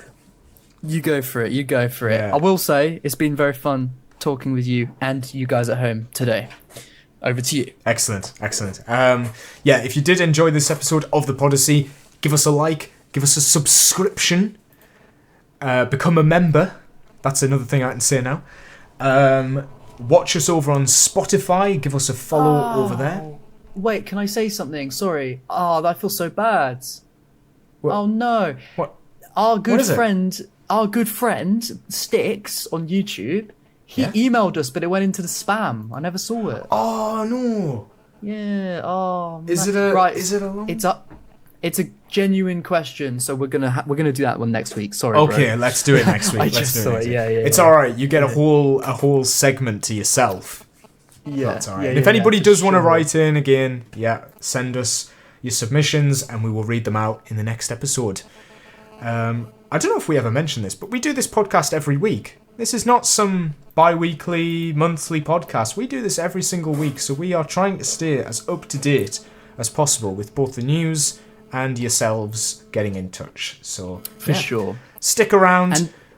And I was just gonna say, it's getting to that time of year where I wouldn't be surprised if we get some more leaks for Assassin's Creed within the next couple months. Obviously, I don't know anything, but it just comes around after a certain bit of time. You just do start getting more leaks. So, if and when we do, we'll be jumping on that. I'm not going to say anything, but the leaks server that we were in before has a couple of bits and pieces. Are they still doing stuff in there? The main chat has a couple of leaks for the Dead by Daylight collaboration. Oh. So I can is that see worth what doing that's next week? Like. Possibly. It is just like what the collab's going to be, which looks pretty nice, to be honest. It doesn't look anything like Assassin's Creed, but it looks like a good skin, let's say. Anyway, yeah, we could cover that a little bit next week. Why not? Yeah, why not? Why not? Why the hell not? Absolutely. Also, there is more. There is more. There's one more thing. There's one more Okay. thing. Next week, guys. Oh. The awaited, the eagerly awaited response is coming. Lewis is responding to me in the form of a ballad. It is a ballad, mind. It is a ballad. Ballad of the Ages. I think. I don't Should know I yet. should I play a little? Should I play a little teaser? Oh my god. I'm scared. Dude, just do like the first like 2 seconds, like something really short, so I have more questions than answers. Okay. Just like play real quick, pause real quick. I don't want to hear too much. Okay. I just want to. Okay. Here's your teaser. I need to make sure I'm near enough to the pause button that I can stop it after. Okay. Yeah. Here. Gonna hear the whole thing. Is it loud enough? Let me make it really loud. 2 seconds.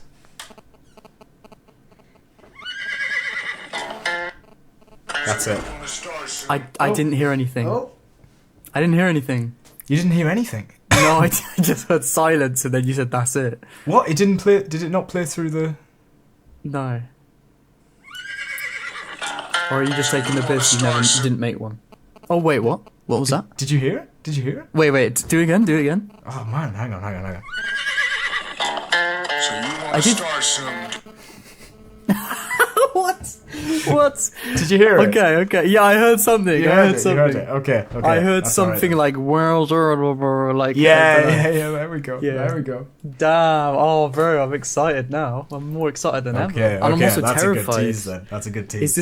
Is this going to be a teardown of the Exile? Am I going to get cancelled? It's 2 minutes and 31 seconds. Damn. Oh, it's like a proper It's a proper one. song length. It's a proper Damn. one. Okay. Yeah. I'm excited. All right. Well, guys, you can be awaiting that next week. You can be very excited. Turn on post notifications so you absolutely, don't yeah. miss all the AC news and, of course, the Exile diss track. Yes. Other than that, we'll see you soon. Yeah. I would almost say that this has been a Podyssey I will not soon forget.